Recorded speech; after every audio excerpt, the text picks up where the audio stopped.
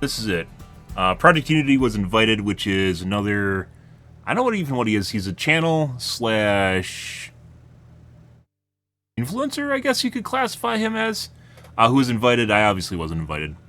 Not that I had the means to go anyways, but actually had some pretty good coverage of the event itself, so kind of like a news broadcast. Unfortunately, not a lot of news stations are actually covering this. They should, because these are scientists. These are legitimate scientists. This isn't occult shit, even though it overlaps with occult. This is not occult shit. This is not particularly, like, these guys are staking their reputation on it, and they have science to back it up, i.e. they have methodology, data, and as they're going to go into your technical, they had a technical briefing in the first seminar, which once again they're talking in Italian, which probably limited people's ability to actually watch it, even though we used AI to translate it. Not everyone has the opportunity or is actually able to do so or is willing to put up with it, right? A new coffee mug, guys. I miss my old one. This isn't big enough. That's what she said. But yeah. The last tech briefing was in Italian, which made it difficult. There's still a lot of misinformation that is circulating online. Not disinformation, misinformation, where people say this is GPR, ground penetrating radar, which only goes down to 100 feet. They say it's SAR, which only goes down to like a foot, mind you, under the ground. And this is neither. They use, from what I understood, and we covered, and best I understood from the technical briefing, because I don't do math, very well. So they're using basically multiple SAR scans, which SAR scans from the Kepler, I believe it is the Kepler satellite. They're using multiple SAR scans, and then they compare, because SAR is extremely precise, they compare the differences between two images taken one after another, like a film, and they compare the differences in the noise in the image itself, so error in the image itself. It's kind of an extremely new and novel way of doing things, so AI is not going to be able to tell you what the fuck they're doing, because AI is based on a crowd consensus that is basically already, the scientific community has accepted. So when something is new, it can't do shit. It's one of the downsides of AI is it can't do detective work, and it can't really do anything that's bleeding edge, besides helping you try to identify stuff, assuming there isn't bias, identify stuff that kind of exists. So they could use AI to look at the data itself and then pick out what they're doing, which they talked about in the first conference. They kind of do already, but not really. So we're giving you TLDR here, but not really. That's more of a technical thing, and they don't really, they do technical stuff, but it's not really on the same, they aren't like tech bros or something like that. So if an AI startup actually helped them out with this and use their algorithm, they could 100% do this really, really much faster. And the swaths of data, because the Kepler, I'm pretty sure it's the Kepler satellite, just takes photos constantly of the Earth, and it has data everywhere. Even though they aren't using it, it's publicly available. It's not SAR data, guys. What they're doing here is an extrapolation using a Fourier transform of the data itself to make basically a heat map of basically where there's voids and chasms in the Earth underneath the Khafre Pyramid. And the interesting thing about this, I think they just picked one just to start out with. They probably, there's been all sorts of taboo or over the years, just there's probably something there. There's all sorts of lore surrounding it, and I don't think they're really ever it's one of those things where you don't really. The Egyptian government is very, very protective of people actually doing anything on on the Giza Plateau, which is the entire area they're showing you right here. They're very protective of anything that happens there, and weirdly enough, they really don't want anyone they don't actually want to explore the underground aspect of it for some strange reason. Despite there being a lot of weird, another good channel that's worth looking at is Trevor Grassi, I think it is. He does some very good stuff, kind of first-hand exploration in Egypt too. So it's not just all assumption or based off text. There's a lot of channels that do that, which is just based off stuff that people talk about. He actually goes and looks at stuff and tries to confirm hypotheses he has. Trevor Grassi, very good channel as well. Also very cool. But there's a lot of lore or mysticism or potential history in the background here, in which I forgot to change directories too, in which it is alleged that there's stuff happening. There's stuff below the Giza Plateau, but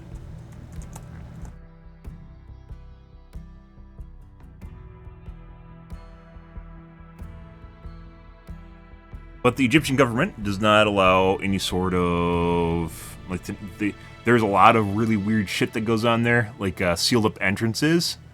They don't want you going in, and Trevor Grossi shows off a lot of those, by the way. Yeah. So, weirdly enough, I guess they decided to pick one, and they went with the Giza Plateau, and after doing so, they actually managed to find a lot of really weird shit going there. They probably didn't even think that they're going to find anything this ridiculous when they first found it. There's a lot of people that think it's bullshit, and that's purely because of the fact that it is, it's new. Everything is new. Their technique they're using is new. I think they said this is a full technical presentation, so there's probably a lot of math in here too. Last time we watched this, the guy did a pretty good job of breaking down the math because he realized that people aren't math nerds, and that's just kind of the way things are, right? So, maybe I'm getting ahead of myself here, but just kind of catching you guys up with the last presentation, which was very interesting and well worth taking a look at. Now, obviously, not everyone's going to sit through 3 hours, and especially in Italian, but it was, in my personal opinion, this is probably one of the biggest discoveries in the occult / disclosure / UAP community, even though it's not related to UAPs, right? Like an unidentified aerial phenomenon.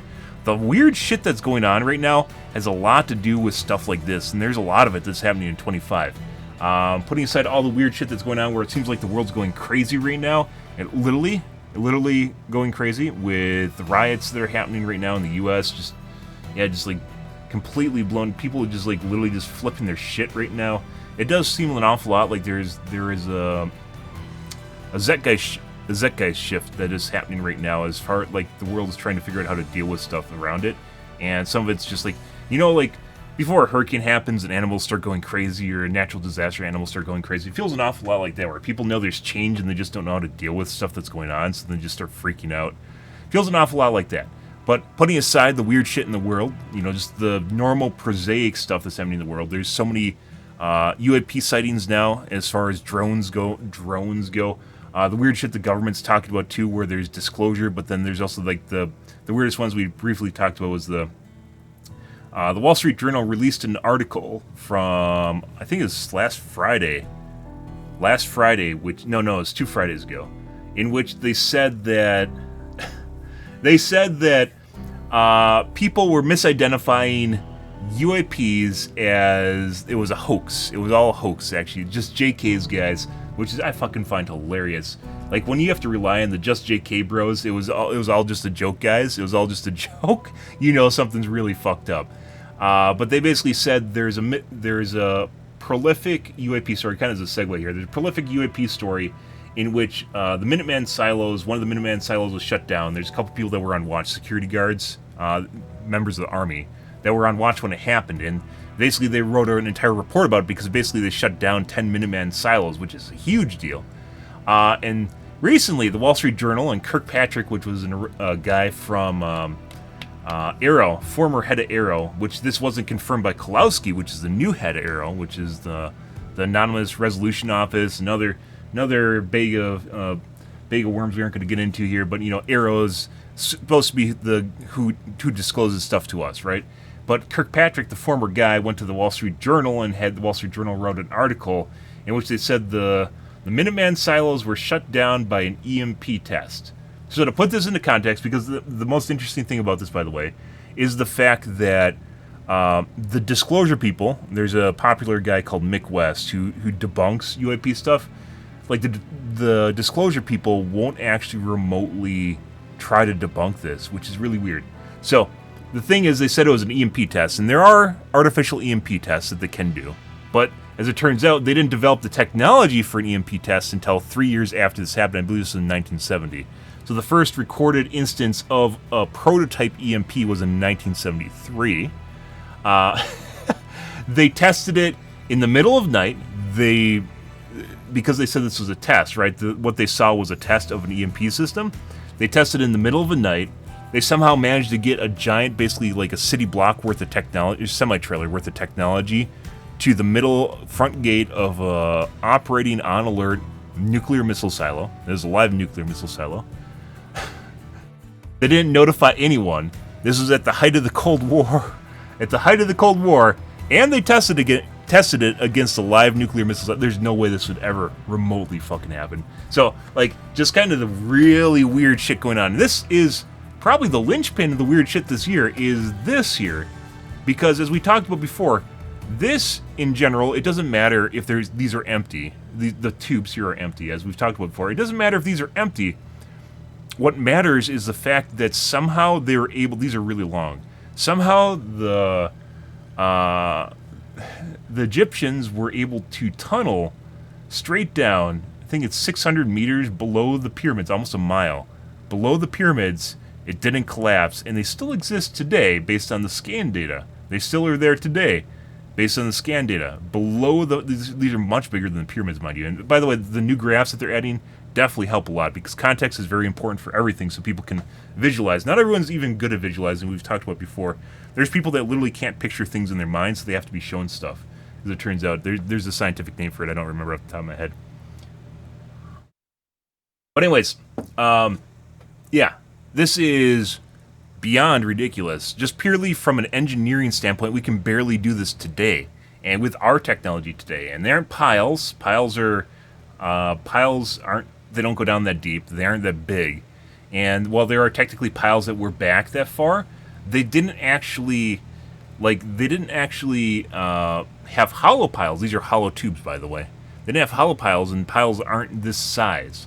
Hollow piles are about 100 years old or so, the technology, and they're made of steel.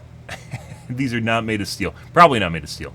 It would be really... That'd be a curious one if these are made of steel, by the way. So, let's not discount that completely, even though it seems just completely bogus at this point. But, yeah, the idea, even if these are empty and there's nothing in there, the sheer idea that these exist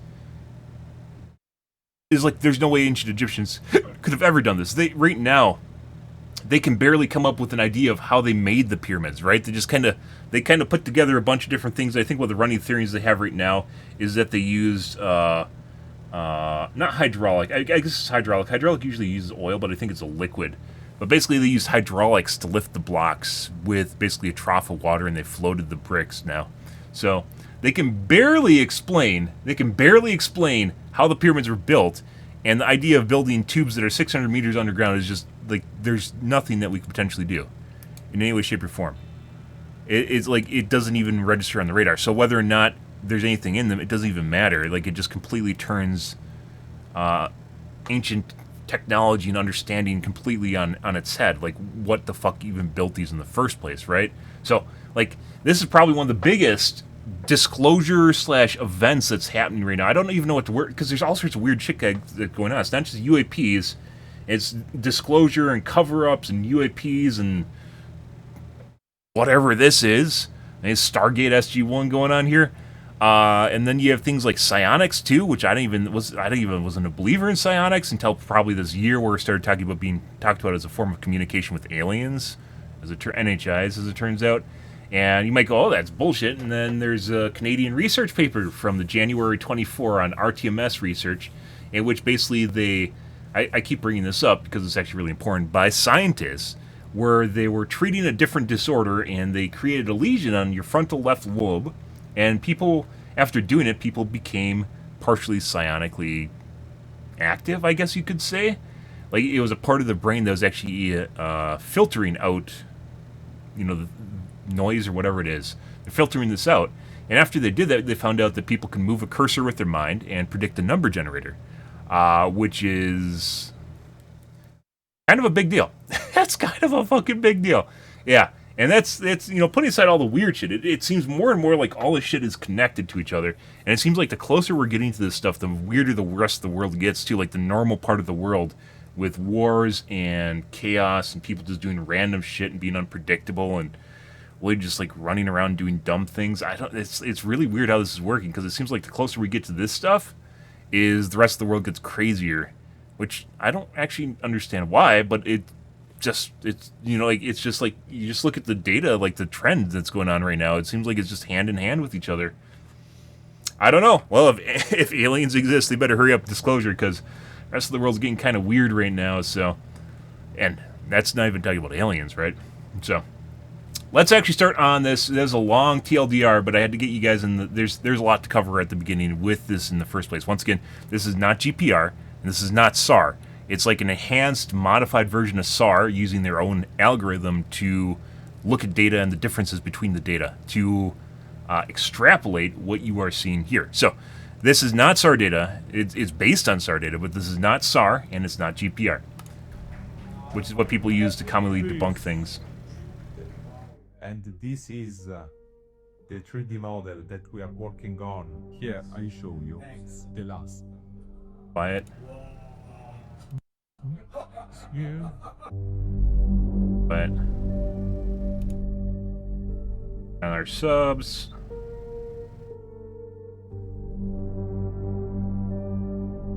So this research is highly technical and Can't make it any louder, guys. It's already all the way up. That's unfortunate. About the things that we are going to say this evening. So it is a lecture structure. So we are saying also some technical details about our technique. So this is agenda. This is the agenda. It is a bit long, but I know that we this evening we made a bit late. We're here for the new data. We try to fit everything. Synthetic aperture radar. Synthetic aperture radar is a radar that is located on this on a. So we're talking about the Kepler satellite now. Is a satellite, and this satellite is shooted into the space by a rocket. And so the radar produces images. The images are produced belonging the radio frequencies, and the radio frequencies are standing inside 10 gigahertz approximately, having a certain bandwidth that is proportional to the resolution. So the spatial resolution is this, and is this one here, delta, and is measured in meters. It's equal to lambda, which is the wavelength, times r. It is the distance, the satellite target distance. Math guy. Over 2 times the aperture. Synthetic aperture radar, the more the aperture and the better is the spatial resolution. The spatial resolution is a physical indicator that that measures the capability to detect separately 2 targets. Okay, so it's a minimum distance for which 2 targets can be separated by the measurement system. Okay, and this is proportional to the aperture. The aperture can be intended like the Aperture. Telescope aperture, no, or the aperture of a microscope. So any measurement system that produces an image is characterized to have an aperture. That is very important. This my phone. You have your phone has a camera, no, on your phone. That camera has an aperture that makes photographs, and these photographs are encoded having a certain resolution according to the aperture. So also the radar is a camera, but is a different camera because the images are encoded, are produced according to the orbital evolution of the platform. The orbital evolution is because the satellite, when it's shooted into the space, is shooted with a certain velocity. And this velocity, we have the satellite that rotates around the Earth, pole north, pole south, north pole, south pole, and it belongs 90 minutes to make this revolution, north pole and south pole. According to the maintenance of the orbital angular momentum of that is the basic physical law, this rotation is constant. Okay, it has a constant orientation, and inside this ring, the Earth turns during the day. Okay, so every day the satellite is capable to watch at least one time on the Earth. So this is a synthetic virtual radar is very important to make Earth observation for civilian application. It is very important. So we can scan the Earth and so make images, radar images of everything of this, the countries, the cities, the vegetation for any kind of application. So they're talking about taking data from the Kepler satellite.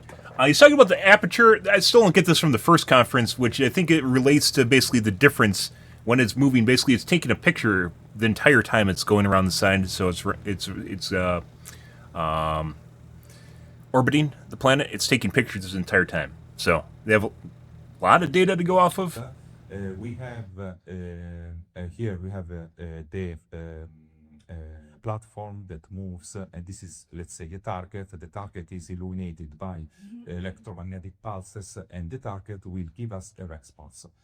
The response produces the so-called raw data. This is raw data that are just the echoes that we have at the receiver. The receiver is capable to have the echoes, and so the echoes are stored inside the memory, and we have the raw data.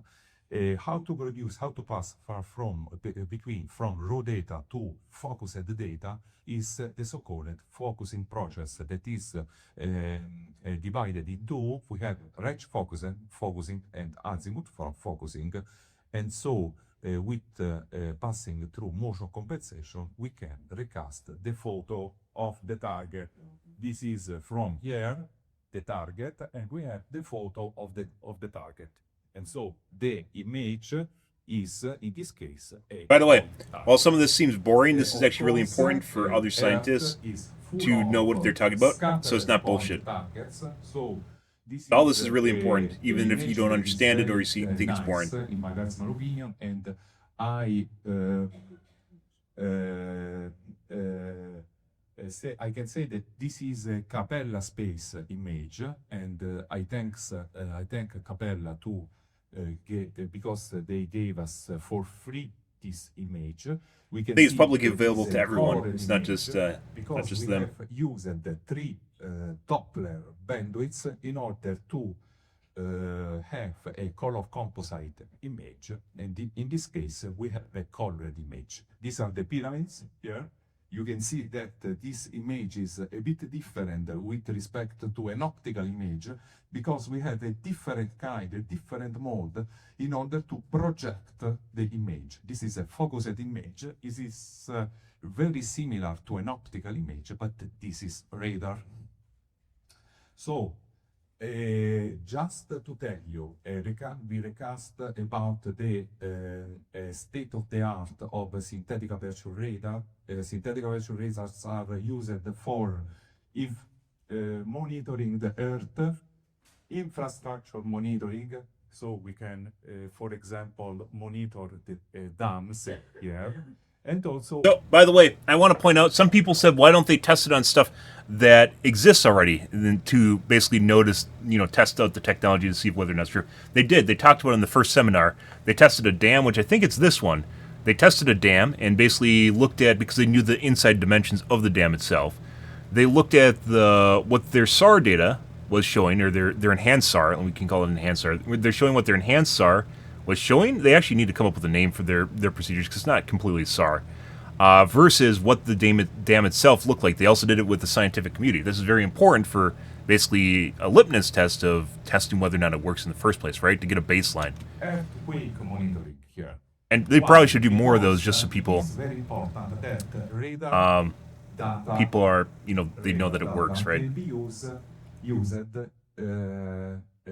building in the space an interferometer. The interferometer is a particular device that is very important, because with interferometry we can transform the phase information of radar into something that we can use by to make topographic reconstruction. This is the phase. Topographic reconstruction is used to perform infrastructure monitoring, because radar is very, very sensible. it means this. Sensitive. We have this object. This object is here. We are observing this object from the satellites. The satellites are flying in the space at 600 meters. I'm sorry, 600 kilometers on distance with respect to the surface of the Earth. And if the target moves also of 1 millimeter, the radar is recording these movements. So the state of the art of synthetic aperture radar is this: we can detect the physical displacement of large infrastructures. That's very important, with millimetric precision. So, very, very, very precise. Just to show you, Even if it doesn't have the depth, which is what they use later on, as we talked about earlier. Which is a dam that is located in Iraq. Okay, we should have a short video, but it is not important if it doesn't work. According to a technique called persistent scatterers interferometry, we can detect the physical displacement, the physical distortion of large infrastructures. So, they're looking at the difference between pictures. So, according to a persistent observation of critical infrastructures, we can perform infrastructure monitoring. Okay, we can use radar and synthetic aperture radar also for monitoring the oil extraction in order. Why? Because maybe we are observing this place of the Earth. Here we have through the oil plant extraction. While we are extracting the oil, we can see that the surface of the Earth, we have a subsidence, millimetric displacement of, because we are emptying this pocket. And so we are, it is possible to observe also the monitoring, let's say like that, the oil extraction. Okay, so this, since now I explained you the state of the art of radar, and here we are maybe in 2019, where with Corrado Valaglia, we were studying in detail the pyramid. This is a two radar images of the pyramid. We can see that the nature of the images of radar that is different with respect to normal optical images, but we can consider that these are very good photographs. And just an example, there are two types of image projection: high layover and low layover effects. So we noticed that every photograph is affected by motion. Okay, nothing is firm. Everything it moves, everything. So we tried to estimate these movements here. So, because they have sub-millimeter precision, they look at the difference basically in the movement of not really, like maybe atoms, just stuff in general. Atoms, millimeters, not small enough to be an atom. We noticed that the Doppler information that we use. But if it's big enough, it doesn't matter if it's an atom, if it's a 800-ton block, right? Bandwidth, which is very important because acoustic information penetrates very with very much the matter, and so we were interested to watch inside the matter. We used a software that was based on the so-called Doppler subaperture. Look here, we have we started from raw data. We designed some filters. Here we have the frequency, an azimuth frequency and the range frequency. The range frequency that determines the range. They're talking about how they monitor basically the noise that surfaces emit. we made some planking on the azimuth orbital information, and then we produced this sliding window in the frequency in order to transform a static image into a frame rate having a lower azimuth resolution. Doing this, why we did this? Standard sound processing methods are basic upon the so-called stop and go approximation. It means that here we go Something's back. downloading. If the target that is located on the Earth moves, in this case, not with a millimetric physical displacement, but with a sub-millimetric displacement, so it means also 1 micron of physical motion. In this case, the radar will record this information in terms of Doppler centroid anomalies. Okay? So in this case, we found a method to transform electromagnetic impulses, so the physicists call these photons, into something that are recast inside the acoustic information. Photons. Yes, sound. Okay. Goes much different. If if you have some question, you can also interrupt. So, we found also that there is a photon. I don't completely understand how they did that, but I think you'd have to actually have a math background to understand that. So, yeah. That is transmitted with electromagnetic energy and interacts with matter. This interaction will produces, yes, a backscattering energy inside through the receiver of the radar, but also the production of physical vibrations. Okay, that is very important. So we have designed a method to transform the information that has a light nature, an electromagnetic nature, into vibrations. So this is a vinyl reader here that I am very interested in vinyls. In this case, Record player, the vinyls. Electromagnetic transmissions can be associated to this device here, and the vinyl that turns. So, if you guys don't know how vinyl records work, they have little bumps, right? And the needle rides through a groove, and every time it hits a bump, it makes a sound. So there's actually small, tiny indents that the needle from a record player actually rides on when it's reading basically the record, right? So it spins around, and the record player goes over or through the grooves in the plate, and then reads the sound off of it. So I guess he's describing how they're doing that based on making an audible method, or basically turning into an acoustic model by basically the differences in the grooves in the images themselves, or so like the differences, the noise, which I mentioned before, between possibly, I think, two pictures. So with two different takes, you look at the difference that happened between the two takes, or as it's flying over the continuous take of the area itself. And you look at the differences, basically, well, stuff is vibrating, right?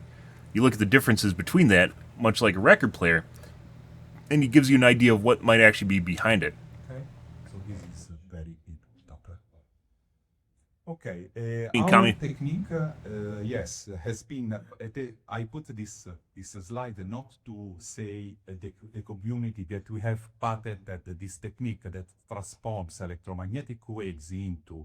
They have a patent for this. They mentioned this in the first presentation. We have submitted the patent in Volta. So that's only this. Okay. The first experiments that we have done. They get to toot their own horns, so good for them. Were devoted to By the way, perform this extends far beyond just weird shit in Egypt. It could potentially be used to find military installations, water reserves, oil reserves, a lot of different things in the ground where there's differences in structure. This is actually just a completely new technique that no one's done before. In Genoa, the Morandi Bridge. When the Morandi Bridge collapsed because assumed a very dangerous resonance frequency due to a storm, no? And so we found that the technique that recasted the state-of-the-art synthetic aperture radar, so persistent scatters interferometry, could be failed in performing bridge monitoring. So we had to design a new method to find anomalies, vibrational anomalies on bridges. And so we found this. Look, here we have. They're saying they can actually use this as a way of figuring out if bridges are close to failure? The cracks on the bridge are present. Then we moved also, this is a radar image. That's actually pretty cool. Is overlapped to a Google Earth image, and here we find the backscattering deformation due to the cables, the high voltage electric cables. And so we tested this method in order to estimate the vibration, the 50 hertz vibration. I don't know if you went. If you never go under the pills, you say the report. You are saying the report. The listening of this noise, it means that you have a physical vibration of the matter. So they're talking about right now, guys. I'm gonna kind of putting some of this together. Like they're talking about so if you ever been under power lines, you can hear the hum from them, right? That's actually the lines themselves. It's the 60 hertz oscillations in the lines themselves, right? You can hear the sound like when you're underneath it, right? That's the lines themselves vibrating. And if you've ever done that, I probably people haven't done that nowadays, but like when I was younger, I went out with one of my parents and held up a fluorescent light bulb to the power lines, and you could actually light up a fluorescent light bulb. I don't know if you can, I assume you still can, under high voltage lines, so the really, really, really, really high voltage stuff. You know, up a fluorescent light bulb, and you can light it up, right? Because of all the excitement in the air from all the energy that's moving through it, which is actually in itself really, really cool. So what they're looking at right now is basically showing you in the SAR data, they're showing you the noise from the power lines, which is observable in the satellite data. This physical vibration has been detected by radar, and we have the physical vibration that were measured from the space. This is the spectrum of the physical vibrations that recast perfectly inside the 50 hertz. As a way of calibrating basically the radar data. Into the 50 hertz of the. In Europe, it's 50. Lines. In the US, it's 60 hertz, right? Okay. So our technique is also able to perform activities like crude oil pockets detection, because this is a prospection of the Earth, below the Earth. These are, here we don't have... So we're looking at kind of raw data right now, before they put it in and start to really transform it so it's more visually appealing for people. And these are the stratification that we found of the soil stratification. And this is a vertical crack of the Earth. So this is very important, just to show you the potentiality of our technique. So I show you that our let's call it technique, that is it is extremely oriented to science. Began in laboratory. This is my garage, and I show you that there is some wine. Yeah, but it's and here Italy. have some mess. No, that is inside my garage, and so we did a simulation. We started. Good. Science can start anywhere, guys. Some water, a camera, and the computer. And here we have an initial image of our satellite.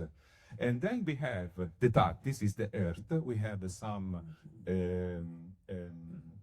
let's call some a space where we don't have matter, so matter, not matter, and matter.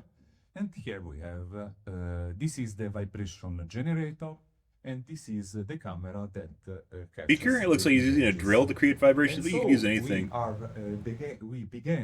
We began to perform vibrations, no?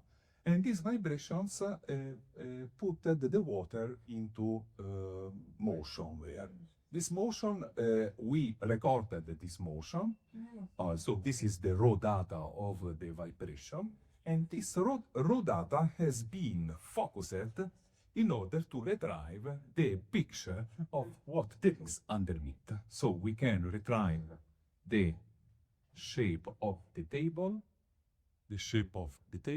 and these things that cast us on this target that we are to performing the images. Okay, so from the laboratory we passed to the space. Once that we knew that it was possible to retrieve the acoustic information of what was below the table, the water, we passed to make some experiments by using satellite. So this is, we move it to... These are important case studies, by the way, where they're actually using a well-known structure that they know the insides of as a way of, proving that their hypothesis or that what they're doing actually works, right? To follow the inside this mountain, the tunnel. I mean, if they really, if they really wanted to disappear really quick, they probably could actually use this on NORAD and then show what the inside of NORAD looks like. And I bet they'd disappear really fucking fast. Like any sensitive military installation, right? If you actually knew what it looked like inside. It doesn't tell you everything about what's happening in it, but there's probably, this is like Gen 1, right? Or Gen 0 as far as reiterations go. So first generation, Mark 0 of technology. This is why AI can't figure it out, is because what they're doing is completely brand new. Like they're using a method, even though it's something that's, easier to understand once it's explained to you. But it's a very novel approach. It's something that's brand new. It's not SAR, it's not GPR, right? And how they're doing it is very new. And the implications of such technology are very, very interesting. Like, I heard about this today on Twitter. This video today on Twitter, even though it came on Sunday. And one of the guys I was talking with said that, you talk with a lot of people. I talk with a lot of people on Twitter. One of the guys I was talking with said that people like this, if it actually worked, he'd disappear really quick. I think these guys would be, be swept up in some sort of military. They would be commandeered by the military. And I think one of the reasons that this isn't actually something that's all of a sudden turned really hush-hush is because it's occult related. People think anything related to a cult is crazy. It's quackery, right? And as such, they don't actually believe what's going on. And so it can't be true because it's related to the pyramids and, there's ancient technology. It doesn't even matter. It's just the fact that they exist, those tubes exist, is the big deal. It doesn't matter what else you can imply from it, which, they talk quite a bit about. If we looked at this first seminar, they talk quite a bit about it. It doesn't matter what you can interpret from it. It's the fact that it exists in the first place is actually just the biggest deal, right? But people don't look at it that way. They look, oh my God, these guys are reading from the Book of the Dead. They're just going off of ancient Egypt lore, and aliens built the pyramids. I don't even know at this point, and it's next to impossible to prove. But it's very much looking like there's weird shit in Egypt. So it doesn't matter what the end result is. We just know that there's something we don't understand, and part of science is figuring it out, right? But the way they started was actually with Egypt and of the pyramids in a way that actually seems like it's kind of outside the norm of even Egyptian archaeologists, right? Like Zahi Hawass, the big guy there that literally craps on anything that's outside of what they just basically talk about and release themselves, said it's, BS, but it's probably not. But at the same time, this technology and what they're doing right here is introduced in a way that's actually related to occult, more so to military research, industry, or anything like that. But it was introduced in a way that it didn't seem like it was. It actually seemed like it was just kind of bullshit. which is funny because it looks like it's not. And that actually, it's probably one of the best ways this came around is the fact that like no one took it seriously, and it's very much turning out to be something that could potentially be extremely serious, right? Here we started to perform some images of what was present below the earth and inside the These are very important, by the way. Here. I said this in the first one. They only had 2 examples. They need more of these because it literally shows you. And here, I'm sorry, and here. Like This it's is a the picture case study. It shows you that the of technology matches up with pre-existing stuff. Whether or not you think they just made it up is another topic, right? But It is, I mean, they're staking their clear reputation on it, and this is the what they've been working on. So we can assume that railway tunnel that is it's inside true, right? the I mean, Mountain. the other option here is to make it a blind study. Is you give them a target where you know it's secret, you know what's actually in it, but they can't figure it out publicly, and then they show you, and then it's immediately proven, right? So we don't know what the inside of NORAD looks like, but if they can prove it, they'll disappear really quick, right? So Then we move also on another target. This actually, I don't know whether or not NORAD the insides are known or not. It's kind of just a important mountain that is go-to. located in Abruzzo, where I'm born in L'Aquila, and that's my city. And inside the Gran Sasso, this is nearly 3,000 meters tall, 2,900 very deep. tall. And in the core of this mountain, there is a physics laboratory. The physics laboratory is characterized to have vibrational tools inside, ventilators, machines, so they uses vibration. This is the schematic representation of the laboratory. So they know what it looks like. And we concentrated our attention on this here. This is an interferometer of laser that is inside the laboratory. So very accurate. I give you the representation of the mountain. This is the tomographic. It Blueprint is one of the building first that's already known, right? Tomographies that we have retrieved. So you are seeing it a bit noisy, yeah, but inside the mountain we can observe that there is it is called Tratto del Traforo del Gran Sasso. It is the piece of tratto, the tunnel that passes inside. Too bad they don't have a the 3D mountain. image of it, because they could take. One of the problems with this is actually orienting yourself, right? Because this is from orbit, right? So orienting yourself with the picture that the angle's coming down. If you could actually take the blueprint and rotate it, so you could actually do like an overlay of the two and see where they actually match up with each other, it'd actually be very helpful, right? And here we have the depiction of the laboratory here, the laboratory, and this is the interferometer. So it is scientifically proved that our technique it works because in this presentation. Even if, by the way, even if the resolution is relatively low, it doesn't matter. The fact that they can do this without ever going anywhere near this is mind-boggling in and of itself, right? It gives you a ballpark of a lot of what's going on. That's probably the most interesting thing, right? Stress everyone to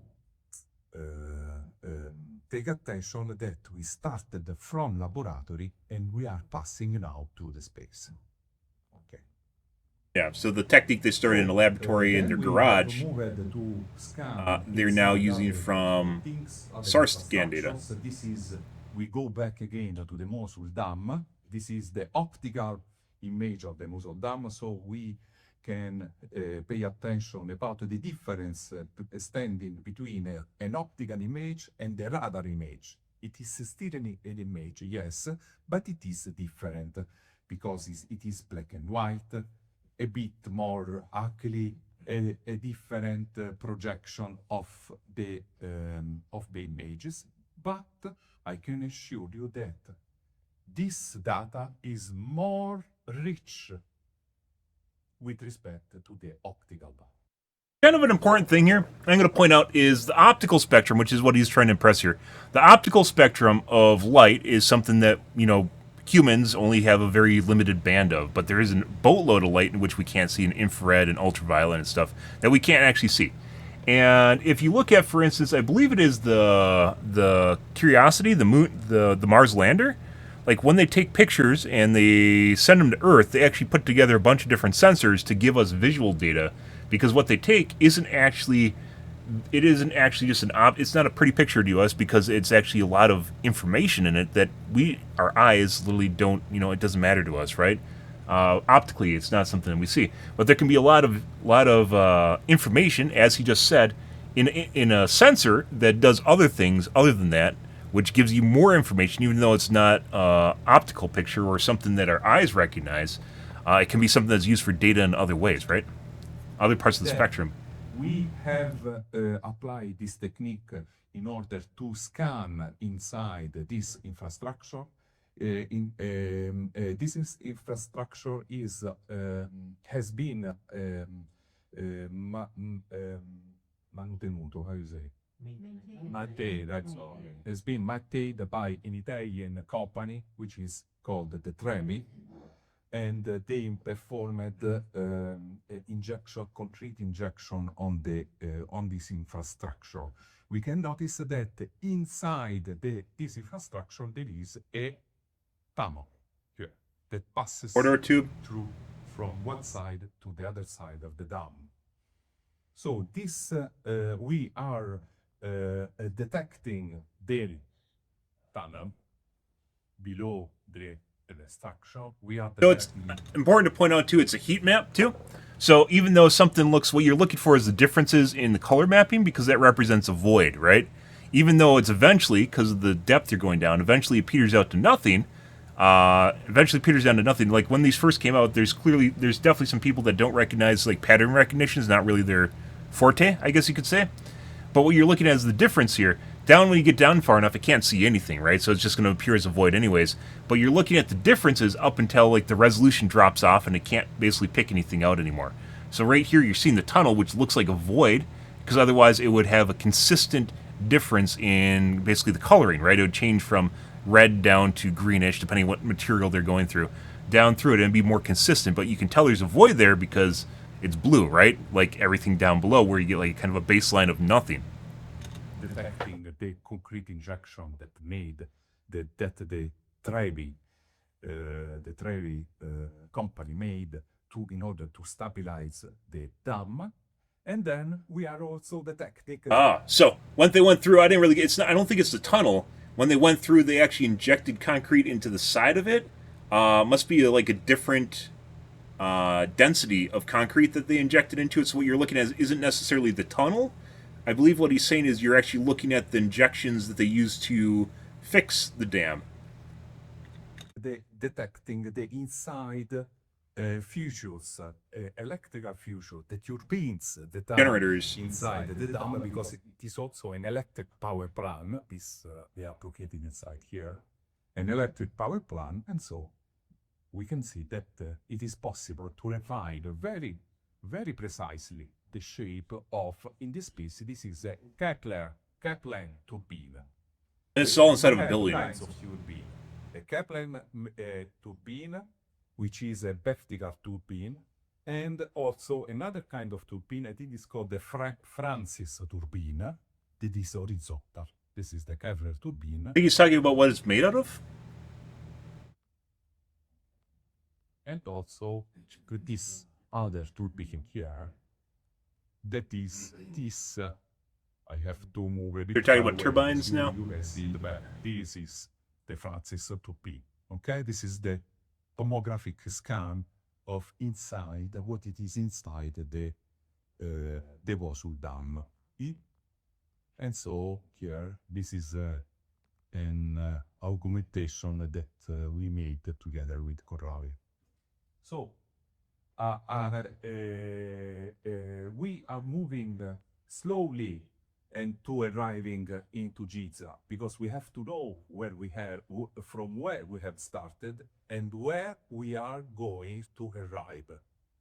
So we moved also to scan inside very huge mountains on the Alps, which is the Gotthard tunnel, and we have detected the pieces of the Gotthard tunnel, which is a railway tunnel.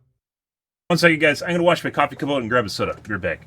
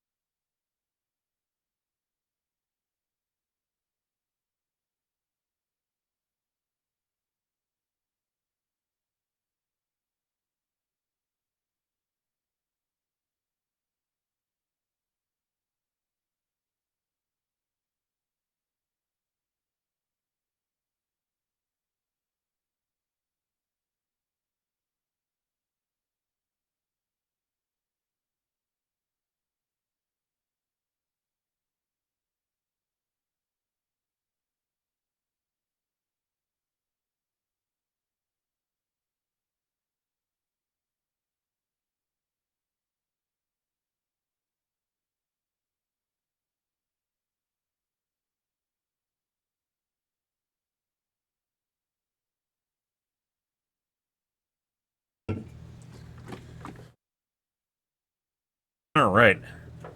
Let's see.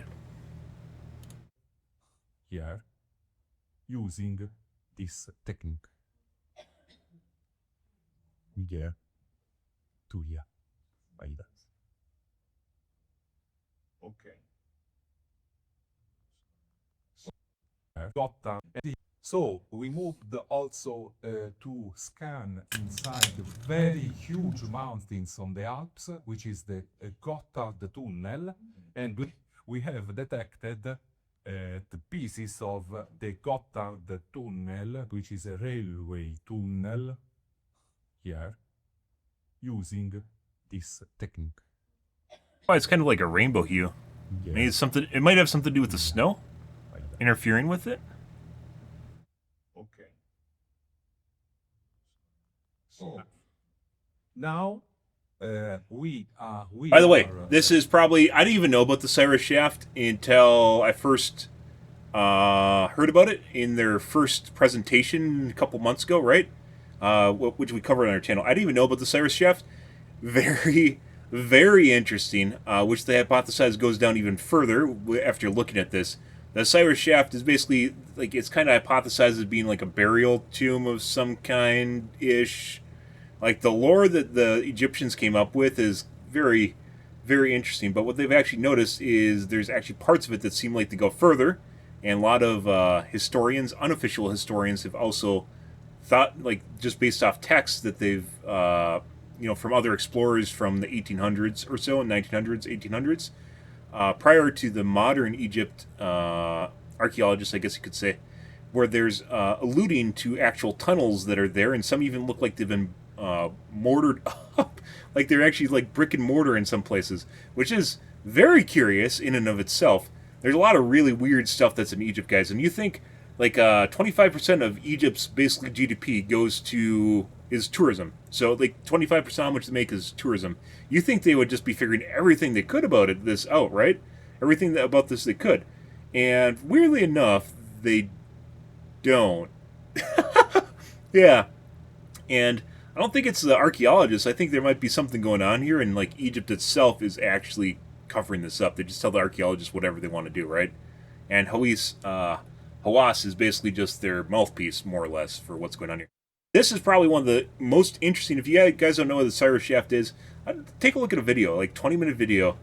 It is very, very interesting. Like, who even did this in the first place? And the biggest thing, the biggest questions they have is how they got the sarcophaguses down there in the first place, and then some were actually removed, and some like are radioactive, I believe, and then like some are made out of materials that aren't even remotely found near, like, the Giza Plateau.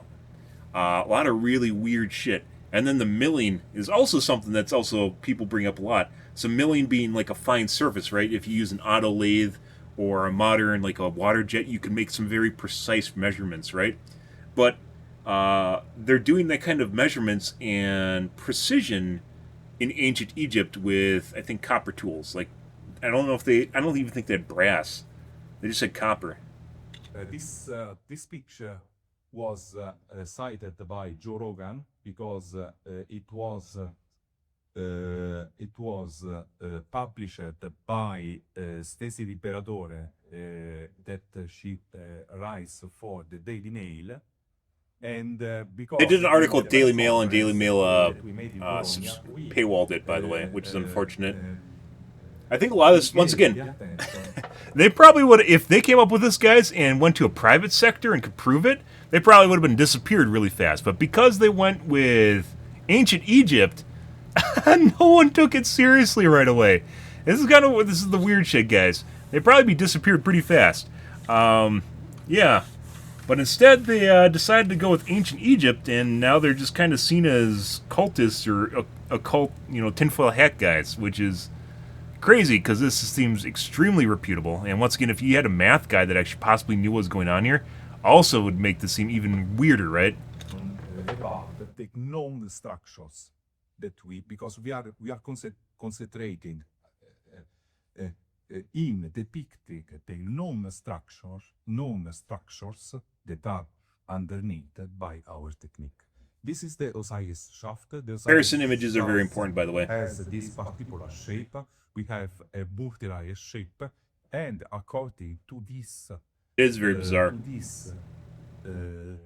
Slideshow, we can detect very precisely the shoot of the Osiris shaft. And we know we are watching, according to these tomographic results, we can understand that the Osiris shaft is going down more with respect to the scheme that we know that It doesn't end at the bottom, and which a we lot can of people have see this, hypothesized noise already, but structure, this yes, basically is one of the first things that actually kind of gives is concrete proof to it. located, it 2 times and a half more deep with respect It's to like the 2 times known deeper, structure of the Osiris which is shaft. where Yes. a lot of their stuff ends I in have the a quick Giza question. Plateau. Yes. So we live in Egypt, Yes. and we have spent an extensive amount of time on the Giza Plateau, and I've been in the Osiris shaft on a number of occasions. Yes. So the Osiris shaft runs below the causeway that leads from the central pyramid down to the Sphinx. Can you explain where is the causeway on this image? What's the causeway? The causeway is the It's a giant road that leads up to the the pyramid. connection from the eastern temple adjacent to the central pyramid that runs Like an ancient down road, I believe. to the Sphinx. So the causeway is a limestone structure that's made of both bedrock and large blocks of limestone that connects the central pyramid down into the Sphinx. So, this causeway, in which depth is located? Surface. So, but the surface is this.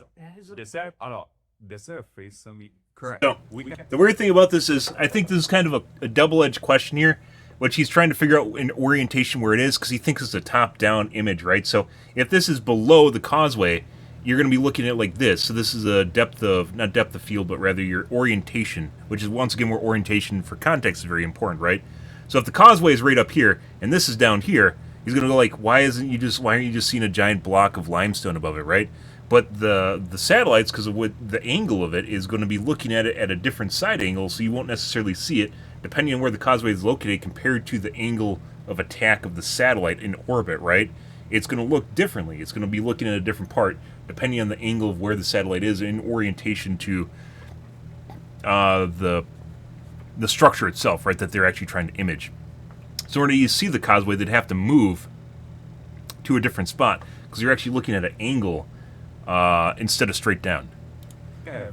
We have enhanced the view of this. I will send you the original. So, what would actually be really important here is actually kind of like a top-down view of where you're looking at, so you can actually see the angle that the satellite is looking at the ground structure, right?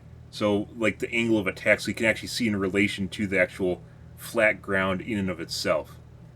This is very important. This question is very important because I show you other results where we see this. Yeah, so you'd have to move around basically essentially the focal point of where the satellite is in order to get an idea of where the causeway is. Now let me ask a secondary question. So the causeway itself is visible on other scan data, but this one is calibrated to subsurface structures. Exactly. Okay. You Angle's different too. Because you are English, and so I And I'm happy to help. but this result has been tuned in order to watch only the things that are below, underneath, and we have cancelled this because they produce aberration. So you watch only that because it is very high. You have to change where it's looking essentially by recalibrating the noise ratio, I guess is what he's saying. Can you explain? So according to the conventional archaeology, Yes. the Osiris shaft is unique in its descending down into the bedrock. Yes. So it's the only feature that is known on the Giza Plateau Yes. adjacent to the causeway that goes underground. Yes. So in your image, what is the signature on the left? That's also a good question. That's what I was looking at earlier. Correct. This one. What is that? Yes, we have to. Uh, it is Find out. new. Something new. Yes. They showed it in the last one, and I have no idea what it is. My guess is they're going to talk about this in the Cosmic event coming up. But also, I was looking at that, and I'm actually kind of curious because it looks like a parallel shaft that also goes underground, right? But they don't know because he's talking about basically what archaeologists, so I don't know, prosaic or traditional archaeology that already is known on the Giza Plateau. He's talking about what is known there, right, or what they tell the public. And Osiris shaft is the only known thing there. But they're literally showing something that's right next to the Osiris shaft that clearly also goes down very deep. Fair enough. Okay. So I will say that along the causeway, Yes. so there is a transverse passage that runs from north to south below the causeway that is the opening and entrance into the Osiris shaft. And there are several other of these transverse openings on both sides of the causeway in several different By the way, areas. if you guys have it, like the Giza Plateau, guys, is interesting in and of itself, mainly because it's been there for so long, and for some strange reason, there's still mysteries around how has something been there for so long and it hasn't been just like completely dug up. Remains a mystery in and of itself, to be perfectly honest. Like, why hasn't the Egypt government just like excavated the fuck out of that thing, right?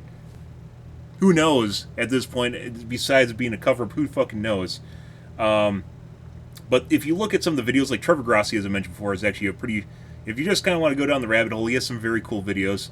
One of which shows off all the shafts. There is a lot of vertical shafts which look like they've been filled in, either naturally or irregularly filled in. And they're just really, really deep wells that go down very far. And they all basically have been filled into a kind of, I want to say almost a uniform depth. They're all about the same depth. And I think that's what he's talking about right now. There's a lot of them on the Giza Plateau just dotted around. Which So that it's people certainly hypothesize possible could that be there is something there. drainage Yeah. ditches. We track precisely all these objects by observing not only one scan, but different scans. Yeah. Okay?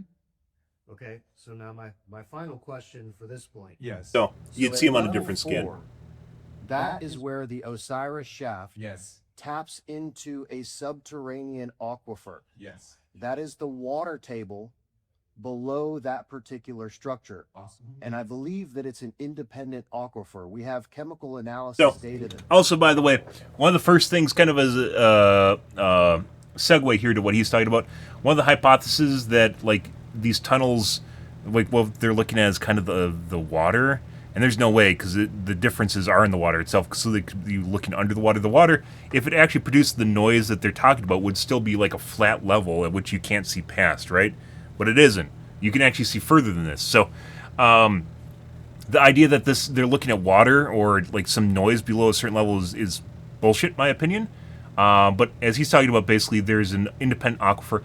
The interesting thing here, by the way, if I was the Khafre team, another interesting target also very close to the Giza Plateau is not the Well of Osiris. What is it called? It is a very, very anomalous area. It's not completely in the Giza Plateau. What is it called? It is the Syrian. The Syrian. And the Syrian is weird because it doesn't match any.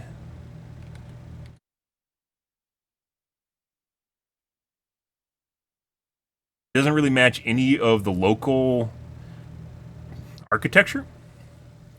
But also at the same time, they've never actually found the bottom of it.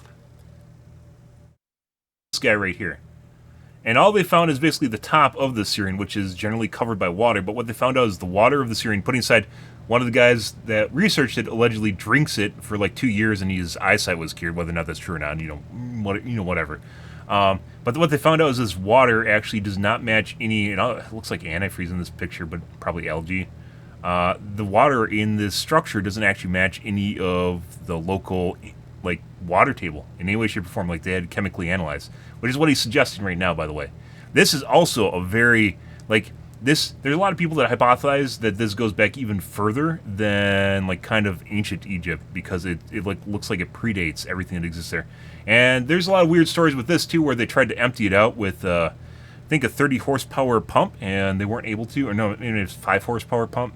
They weren't able to actually drain it fast enough. It kept refilling for some strange reason when they kept draining it out. And they were never actually able to drain the moat, I guess you could say here, the water out of it.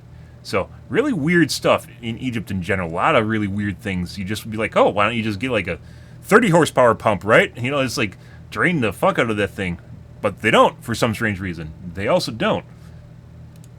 That shows that it's somewhat Assyrian. water. It's brackish water.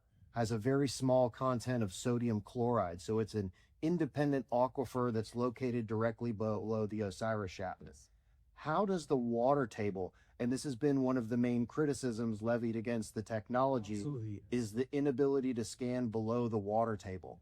So how, can you just clarify a little bit what we're detecting there below the third chamber and how the water table might affect those interpretations? Thank you for this question, which I don't give you in this slide the exact answer, because as I told you before, we have enhanced some colors in order to make you see the exact shape of the Osiris shaft. But I give you in your the response of the answer of your question in the other tomographies that I will show you, and I show you the difference between what there is.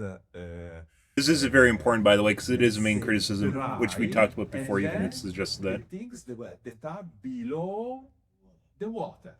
And I will tell you the physical, and I will show you, I will demonstrate you the physical phenomena that happens. Okay, very good. I have a question. Thank you, bye. How did it create that hole under it? I please ask you to repeat it. The question. Sotto, come si è creato quel buco? This, Mhm. this, okay. This is a anomaly in terms of vibrational energy. Okay. So, what he's saying here is the noise it's producing is abnormal, and it's not, they don't really know what it is, which is why it stands out, right? Because below the earth, there is something so hard that resonates a lot and give us on the top high energy. This is because of this is a manipulation of colors. You will see it black, but in reality it's red. High energy. Okay. So one more quick question. So related to that topic. Yeah. So on the Giza Plateau, there are a variety of different mineral deposits in the bedrock of the Giza Plateau with different densities. Are the readings of the radar technology capable of picking up different densities of material? For example, like you're capable of picking up different densities of material, for example, like The monitor? you were saying, the big signature at the bottom of this image is picking something that possibly has a greater density than the surrounding limestone. Absolutely yes. Okay, I think this is also very important in understanding what's happening on the Giza Plateau, because there's significant mineral deposits specifically related to iron ore minerals that are below all of these structures. Okay, so another question. Well, no, I want to be able to understand this.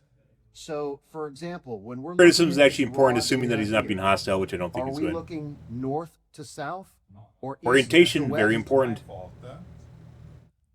Like I said, if they had like either drone footage or if they had Google Maps or something where they could change where you're looking at from the Giza Plateau, they could line the two up so you could actually see the direction the satellite is looking at the Giza Plateau, which would, you know, with an optical vision, and they could overlay the two over the top and then switch between them, which would give people a much better understanding of what's actually going on here, right?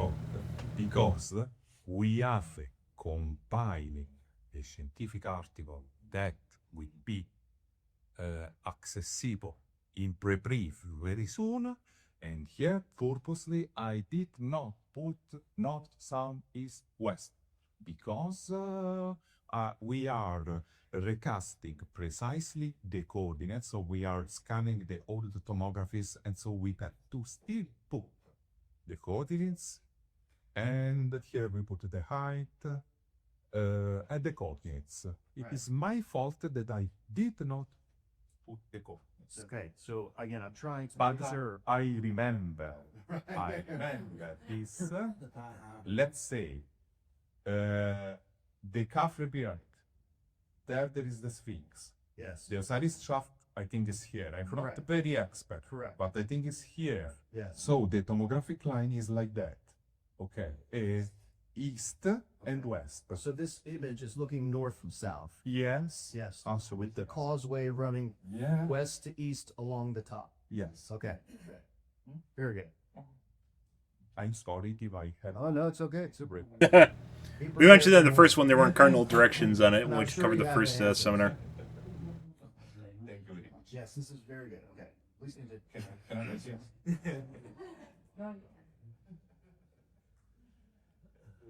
Here we show we also past results concerning, but I show you this because this I think we saw, everyone saw these results, but only to show you other validation on known structures. So, So this is the the first one they show off the Zeds is what they're called. They're like little houses inside the pyramid. that is present inside. But they only thought I believe they only knew that there was one Zed, but there's actually 5 according to them. And then this target here, and I say today, this evening, I said, this is the very famous corridor, short corridor, 9 meter I think is long. Yes, 9 meters corridor that Professor Zapiawas discovered inside the small boy. Yes, the second. So at the below, yes, behind the shadow. Okay, and then you can see inside in the videos that shows the camera inside this short corridor. There is a room. So a room is the room. Here there is a roof. Okay. So when the Professor Zagiawas we discovered the room. Here there is the video days. Which days today? For free. It is 14. This is the room. Okay. Okay. So on the image With on my 6 is light. Yeah. okay, and I have 100 questions. So on the image on the bottom left, we can see a signature indicating the that entire image. This is the big void. The big void. Yes, that's what I thought. The big void. This is the big void. Correct. Okay. Okay. Okay. So we can see a signature there highlighting the area around the Queen's chamber. The Queen's chamber. Yes. This is the red tree. Yes. We have a good signature Yes. from the radar showing the Queen's chamber. Why is there not a signature detecting the Grand Gallery? Okay. I tell you the answer. Okay. Please watch the video of Professor Emilio del Giudice. Emilio del Giudice. I was huge. Emilio del Giudice. Okay. He's a feed. That once somebody told him, Professor, why? I don't remember the question. Okay? He gave this answer. Why? Why? E perché? E perché trigger and draw. Ricketten. Trigger and draw. Anche dricker and that. What a question and take the answer. You don't have the answer of any question. I don't know. Okay. I don't know. Good. Okay. It's okay to say that. Yes. Yes. Okay.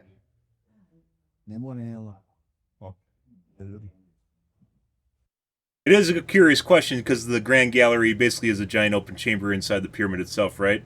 So why doesn't the Grand Gallery show up but other other parts do show up, right, in overlays?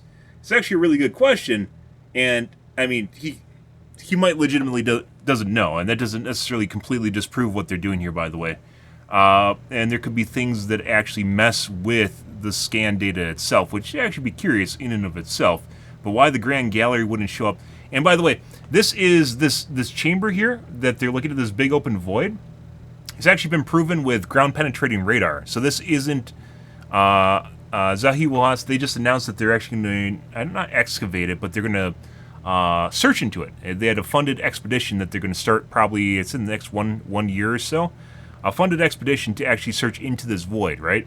Which, once again, I have no idea why they haven't done this already, and why they need basically independent funding to do this. But this void has been confirmed not only in their SAR data, but is also confirmed in ground penetrating radar. And then I think there's a neutrino study, which is neutrinos are, I think they're very slow moving particles that like just happen to go through the universe. And like occasionally they pass through like almost everything, so you can actually get an idea of like where things are hitting based on the neutrinos that are basically hitting. Like they use a collector plate that just monitors an area for like a year. So like a handful of neutrinos will pass through an area, and then they use it as a way of actually figuring out where stuff is beneath other things. But it's very long-term, time-consuming study to do it in the first place. But I believe that also confirmed that this giant void was here in their neutrino study, which I believe was in this guy. They put the thing down here to actually look up, like in a cone shape. So this has actually been confirmed in multiple different places. Why the Grand Gallery isn't here, I don't know. And apparently he doesn't know either. By the way, it's tough to admit when you're on the spot, guys, that you don't know something. So I'm just going to point that out, because it's just, yeah, like, it could be this is still new, and there's still weird anomalies with this. It doesn't completely disprove what they're talking about, because they have a lot of stuff here that actually does prove that it is. Why it's there, I don't know. And it is a mark of a good scientist to be able to admit when you don't have the answer to any specific question. I've heard it proposed that it's due to the angle and the orientation of the Grand Gallery. Due to the angle, to the particular graphic line. I have a lot of tomographies where you see very well the Grand Gallery. Here, you don't see it.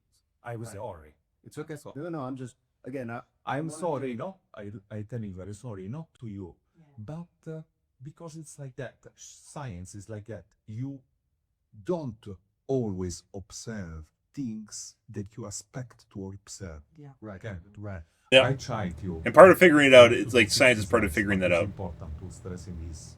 I want to remember Italian scientist Enrico Fermi. Enrico Fermi used to say this. Their rettore to Ettore Majorana. Their rettore, because he's the scholar, Ettore Majorana. Their rettore. When you perform a measurement, and your results are compliant to your expectation, you did the measurement right. But if your measurements are not compliant to your expectation, you performed a discovery. So, looking for the anomalies is part of science, right? That's basically what he just said. So, this is... Assuming your instruments are calibrated right? And by the way, we've talked about this before. There is a weird stigma in science in general. Despite how it's supposed to be open-minded, an open-minded approach, science itself is actually pretty shuttered to new ideas and differences. So much so that even in the occult, or just in UAP's occult, which we talk about, right, in the UAP occult community, where people just throw at stuff that doesn't match what they know. And that's not how you're supposed to do science. Like, one thing when I was in college, guys, like when I was doing stats for psychology, like one of the things that they told us is even if data doesn't match what you want it to be for a study, that doesn't mean you just fucking throw out the data and pretend it doesn't exist, because it makes things look better, right? That's not always the way things go. You can't just do that just because it doesn't match. And it's like arguably the biggest part of science is literally figuring out things that don't match, right? Just figuring out why this is happening, especially if it's repeatable and you can figure things out. With the Grand Gallery itself, I was going to suggest it might be made out of a certain material. It might be due to resonance. It might have something to do with I don't know. There's a lot of weird anomalies in general with the Giza Plateau, so there could be a lot of reasons for it. Here we are. We respect a lot Professor Saki Awas. We respect a lot the paper that they published after our publication. We tried to track him, but he didn't try us. It's not wrong. Just to say, on parler, okay? On parler. So I show you other things that we are doing. We are working on. We moved to work on Khafre Pyramid, but also we are working also on other things here that we are. I'd be like, if they're looking for a target, and there's a lot of them in the world, by the way, but the Syrian would be very curious. Scientific article, and so we can do now a short recast of what we had at the end. We will show you new things, absolutely, and I still have to give you the answer of your question about the water that is underneath. So this is the some initial tomographies that we made on the Khafre Pyramid here, and here, and we just began starting in watching some structures that we didn't know anything about the shape and what to were these structures here. But continue, this is the datum here. The datum is the surface of the Earth.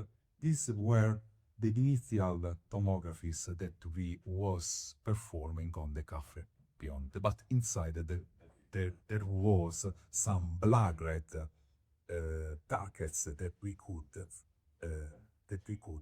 detect inside this infrastructure. But going deeper inside the processing, so passing the time, we was able to detect other detailed structure located inside the pyramid. But This is better because it gives you an orientation of what the image itself looks like and where they're looking from, right?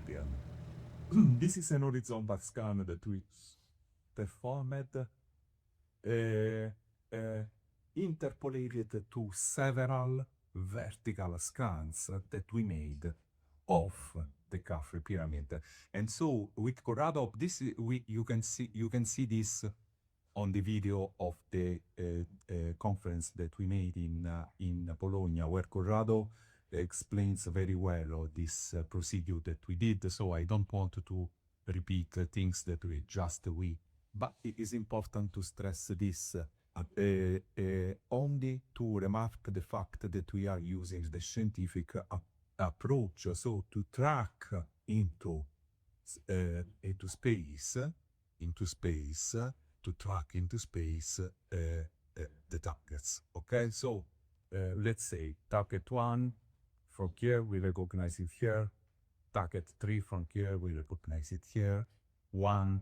It's showing different angles that they're taking the picture from. So we can track into the space the different targets. Okay. Here we move on this tomography that I liked to propose you. This is Capella Space. Capella Space is an American SAR company, and here we are scanning the entire depthness of the Khafre pyramid. So here we have the datum is here on the top like that. So maybe here. So from the top to here is quanto è alta la piramide? 137. 137. Actually, fact not in the original. So 137. And how many 137 in order of depthness you have from the top to the datum, and so scanning below.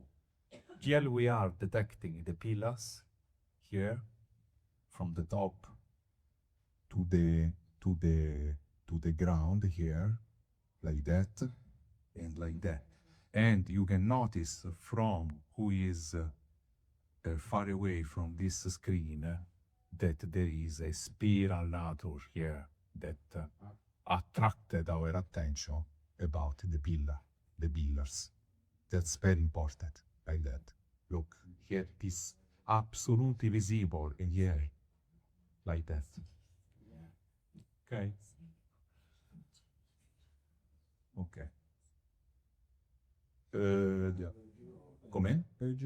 No, no, non They're looking at even further down than normal. Here also, you can see this nature like that. I think that's a blown up image of one of the tubes. This, okay? They are branded, yes, I know. We can't have perfect images, very detailed images. We are watching things from space, from 600 kilometers of quota, of height. Okay.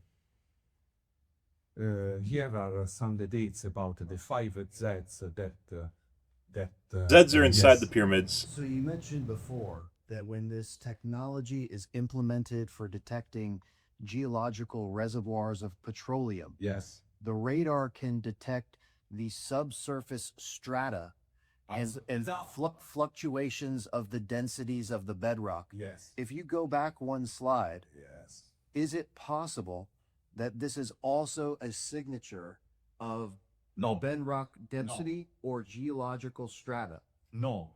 Okay. Because the previous image that I show you was made with the part of the software tailored to have that.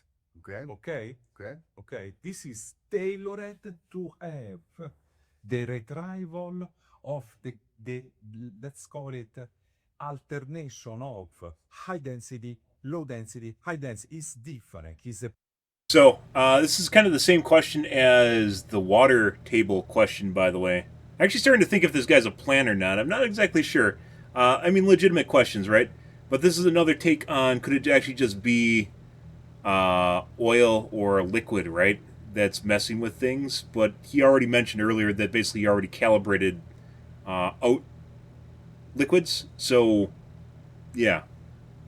part of the software that is different.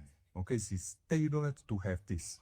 I don't know if I explain. Okay, so you What? the software that generates this image Yes. is calibrated to eliminate the fluctuations that would occur in the bedrock and to detect things that are abnormal within the bedrock. Absolutely yes. Okay? Hmm? Okay. Oh, So thank you very they much. calibrated out water and That's a good liquids. point.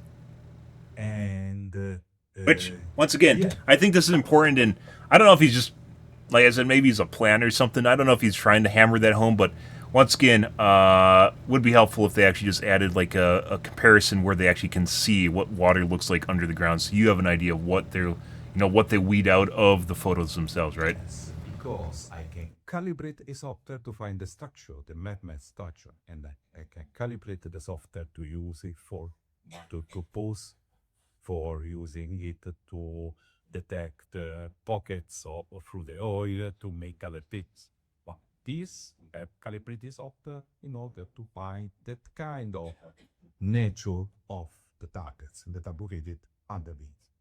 Okay, here we go back again from the datum to the top. So we are inside the Khafre pyramid, and only to show you some details of the structures that we found inside, that are like layers, no? So they can be we can think to be similar of the Z that is located inside the group of pyramid. But here a bit less, maybe, but something like that. But it is very important that these structures are connected directly to the shards, but that they are connected. They are encapsulated. Okay? Here we are counting also 5 layers that are composing these structures. Yeah. And the tops of that can be that has the Once again, Zeds are like little buildings that are inside the I have pyramid. another question, and And I swear they only thought that all they're about like mushrooms, one of them, but I and have been instead they found pretty 5. diligent in studying both your initial paper from 2022 and also the new findings. And one of the criticisms of the new findings, so in the image on the left, for example, yes. we should also expect to see the Belzoni chamber, Yes. the lower chamber, Yes. and the series of connecting shafts that link those chambers are excavated directly from the bedrock limestone of the Giza Plateau, with the exception of the ceiling beams of the Belzoni chamber, which are limestone masonry blocks. Yes. Can you clarify what is the explanation for the software not detecting the known chambers at The this focal stage? point's different. And I saw, Armando, you had made a post on Facebook regarding the potential of a, quote, limestone slab that may be different from the bedrock limestone of the Giza Plateau itself, that was somehow interfering with the signal and the detection of the known chambers. So again, there should be 2 chambers visible somewhere in the image. Can you elaborate a little bit more about the detection of the known chambers and why you think that might be the case that we are able to see those in these images? I will thank you for this question. Yes. Ma perché stiamo si dice? I promise.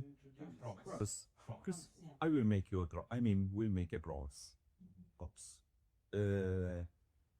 Everyone we will ask ourselves how much time physicists inside the Gran Sasso laboratory, for how much time are trying to observe the Majorana neutrino.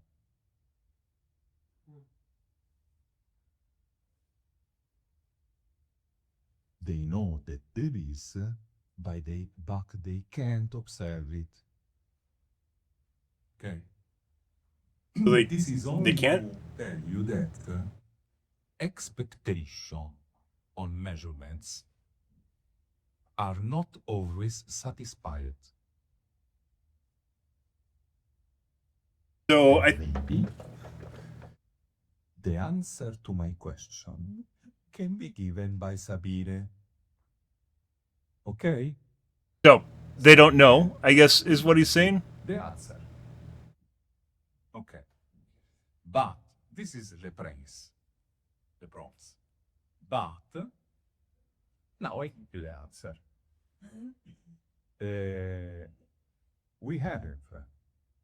We found 2 tomograms where I don't have it here, and I'm sorry, but I will send it to you via email, where Corrado found the Bezzoni chamber. The Bezzoni chamber is a bit small. And in Italy we say, non se può cavare sangue da una rapa. It means that it is not possible to extract blood from la pava e barbatietola. Okay? Okay. It means that when you intend to expect a result from a measurement, sometimes you will never find that measurement. That's why So they can't I am image it? citing the physicists. So, because they are fetching the neutrino Majorana. I'm still waiting it. And so Sabine will give you the answer. Okay. They don't know? Yes, we have. I don't have it here, and I'm sorry if I don't. I am not. I don't have it. I'm sorry. That the bedrock. So why it is sometimes UL, sometimes not, depending of the configuration of the software or It depends on the orientation of the tomographic line. okay. It depends. For the satellites looking down, guys. So A lot of Good evening, Slane. Also, the different satellite could give you different Satellites. Rotate the material, the dimension too. 80 because we have it and we don't have it because of the orientation of the tomographic line principle. Okay, maybe like that you don't observe, you observe nothing. Maybe if you move a bit the tomographic cloud, boom, it is favorable to have also the pezzo absolutely. Yes. How long does it take to take one image?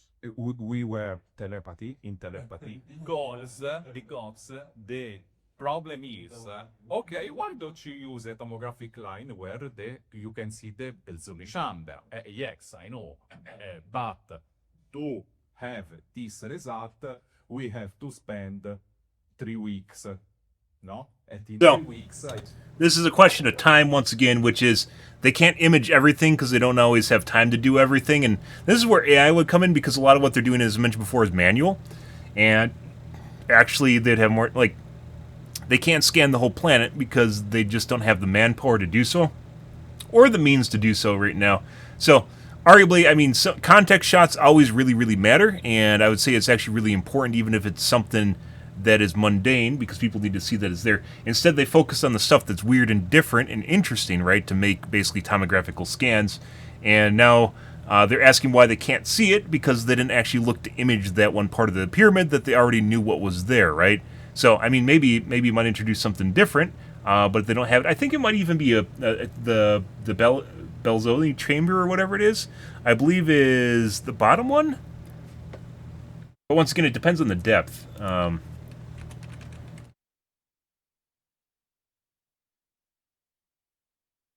Find a nice so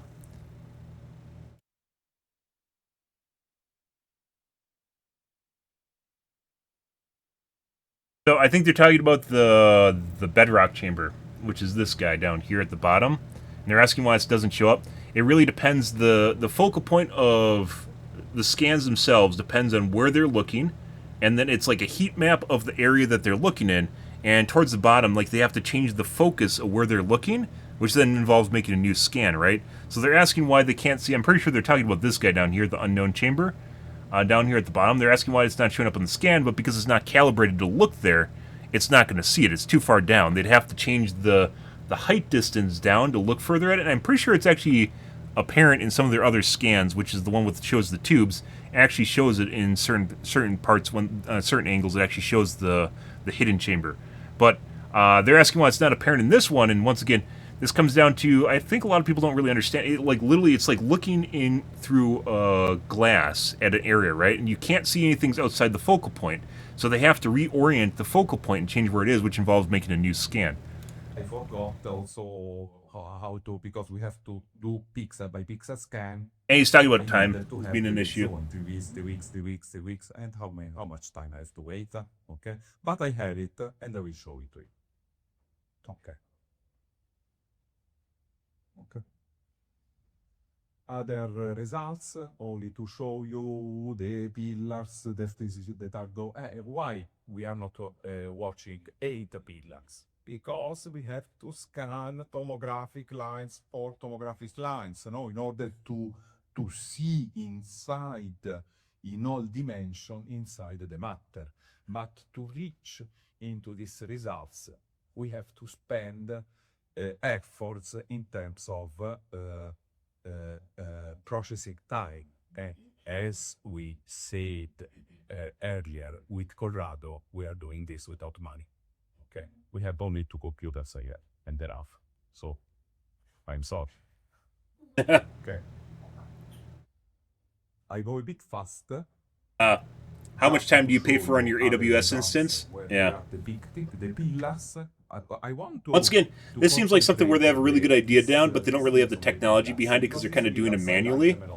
But once this starts getting streamlined, like, we're in V0, right? Version 0. We are seeing And, like, AI really could help with this, but, you know, they're 2 guys. And working with what they have. 90 degrees angular shaped structures, yeah, below that. Okay, but now I show you other things. This is Khafre.